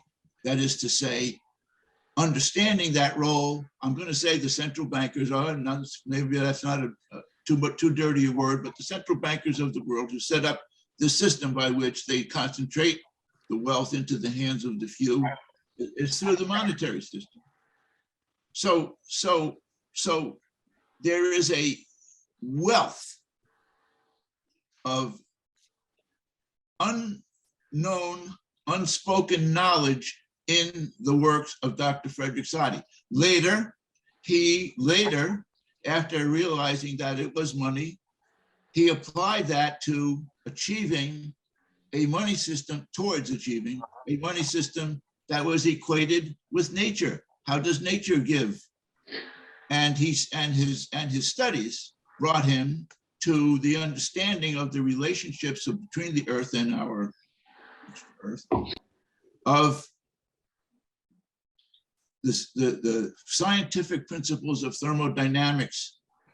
And those were the ones that brought him to study ecology and to develop an ecological science that advances the understanding of the interrelationships of all of the things in the world to overcome setting up a nation on the basis of having private people create that nation's money, which, you know, nobody ever really decided that. It was just kind of handed down from on high. And so he has included in his work the repair, the understanding of the problems to repair what is needed from an ecological perspective. And that's what we need in order to really advance, I'm going to say, the Green New Deal or the solving of the Earth's pollution, et cetera, et cetera.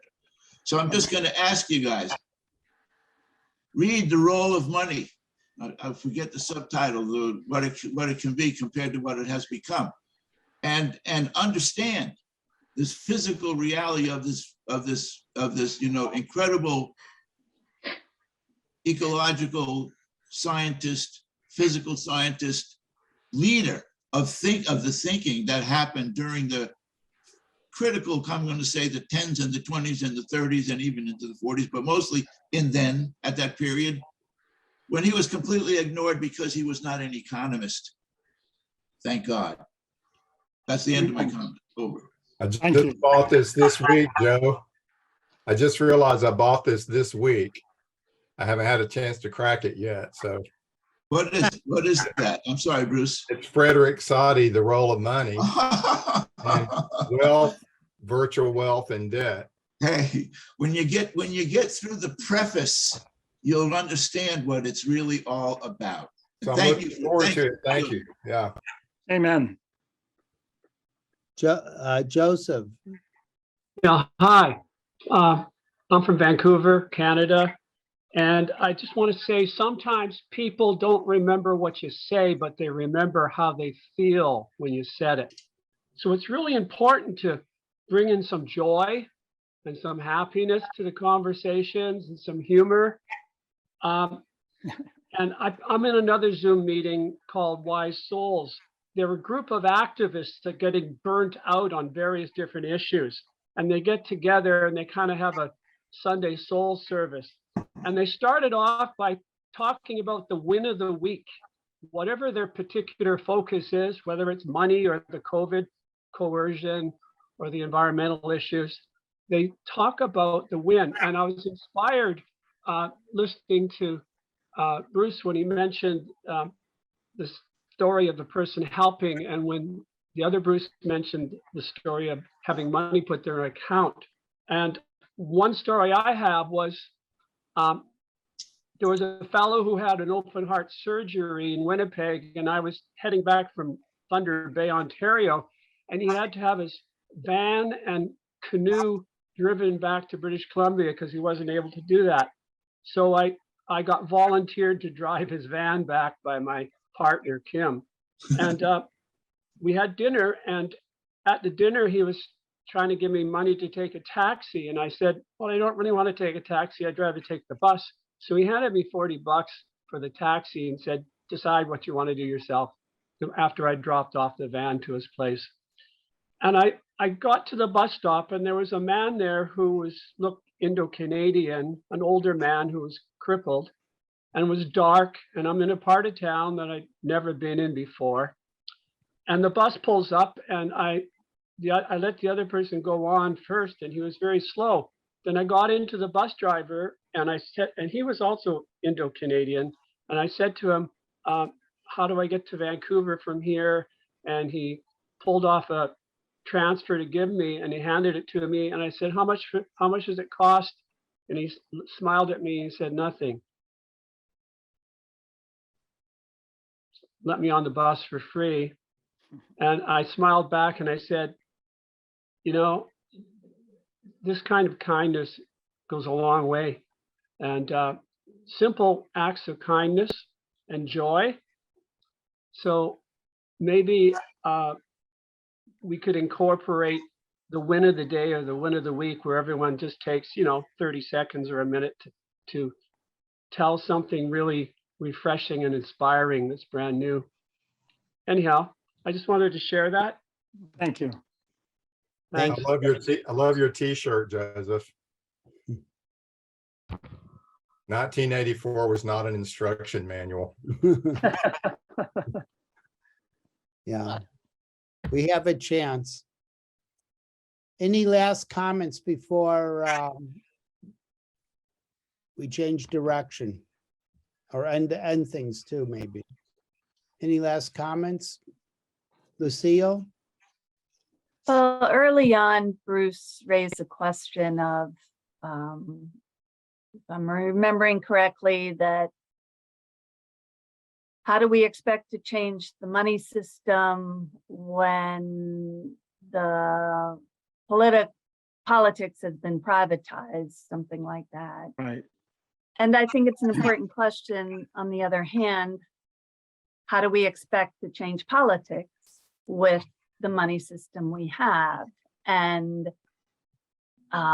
so I would like maybe if you could speak to, that two-part frame. And part of why I do work on monetary reform is, I have my own answers, but I would like to hear you talk on that.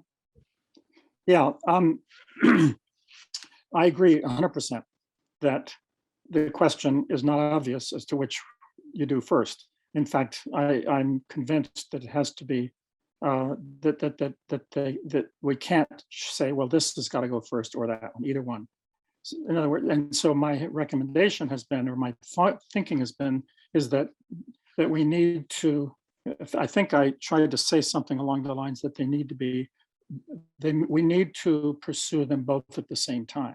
Not necessarily the same organizations. I don't know, organizationally, but I mean, well, so that's one part of the answer, is that we can't sort of do one and then hope that the other, they're interdependent. In fact, that's part of what the complexity that Bruce Rogers Vaughan was talking about.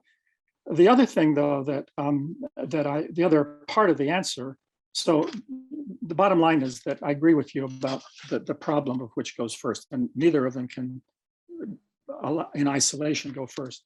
The other point I was really also trying to suggest is that by at least enlarging our conversation, whether the focus changes or not, but enlarging the conversation, or the context, I should say, within which monetary reform is presented to the public, can enlarge our allies and can allow us to reach out to a much larger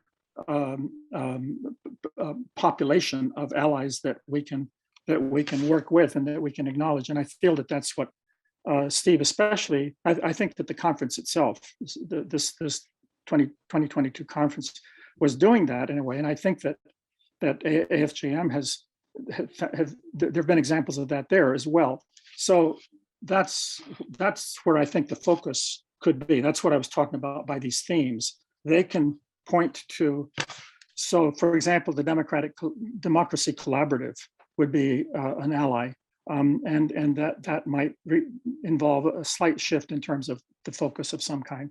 But I believe that we do have an enormous population of allies, and we need to find them. And I think that this is one way to do it, is to enlarge our context. And finally, the last comment on this is that I think context changes content.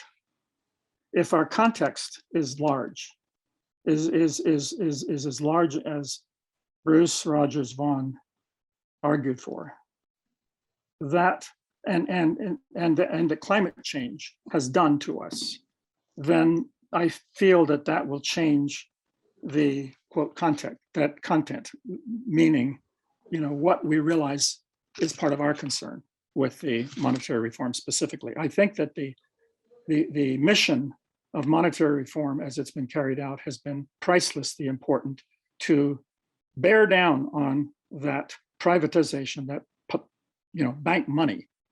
And that's the education of the public around that is still absolutely essential and vital. But that needs to be in this larger context. And I think that will allow us to enlarge our alliance. Thank you, Thank Bruce. you. Last thoughts or last comments? If not, I would want to say thank you to both Bruces, but in particular today to Bruce Woll for leading the way in sharing several hours of very thoughtful and moving thoughts for us to rethink about money and to move forward together, and in some ways reaching out. And I think we are all in our own ways reaching out, and I think that's very good. And those were wonderful examples right at the end of people giving to each other. And that's reaching out small, and there's reaching out large. And together we'll work on reaching out large too. My last comment, Steve, is that if a group would be interested in, much shorter discussion of that appendix, I don't know who would be interested in that, but I would love to be part of a discussion of that. And in that regard, I plan to make some changes to what I sent to everybody, the document, before it's put up on the on the website. So I will have a final edition put up on the website that will be a little more complete in terms of references. And Bruce Rogers Vaughan. One more just quick comment. I just ordered a book that someone's story reminded me. All the stories are reminding me of the acts of care. Some of you have heard of Anand Giridharadas. He wrote the book Winners Take All. Yeah. He just came out with a new book called The Persuaders. And he's saying the way that we all need to create change is to learn the fine art of conversation with people who disagree with us.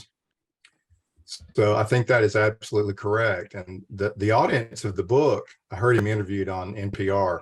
He says his audience is people on the left who haven't learned how to talk to people on the right.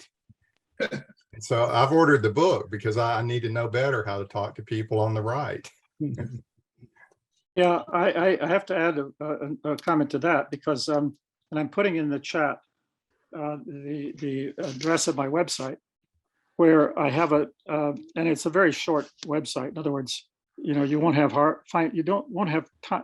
difficult time finding it, but I have a discussion of that author, not that book, but one of his other books. I can't remember how to pronounce his name right now, but he's an incredibly important figure in terms of this whole topic we're talking about. So I'm just referring you to that website if you want to go look for it. You won't find it by looking at the title of. I can send a link out to the exact link to that post. But he was it Winners Take All? Is that what you just cited of his book? Yeah, that's the book I'm discussing. Yeah. Yeah. It's really important. In fact, that book is an inside account of the privatized, wealthy efforts, philanthropic efforts to change society. But their answer is more of the same, more neoliberalism. It's not democracy by any stretch of the imagination. And he was part of the What? you know, of the elite. So Yeah, it's an important book. third hour. Who's this with? I'll tell you. But All right. I'm almost over it. I'm ready. Take mute, Bruce. Yeah, I did. All right. All right, I'm going to stop. Sorry, I couldn't resist. Okay. Well, if there's no more comments, I think that concludes this wonderful few hours, and thank you all for persisting even longer than we had thought, but we're well traveled down this road together. So thank you all, and thank you, Thank you, Bruce. Luciano, Steve, Andy, again. Ruth, and Bruce's, and some of the new people who've come today. So you all take care, and I'm gonna stop the recording now.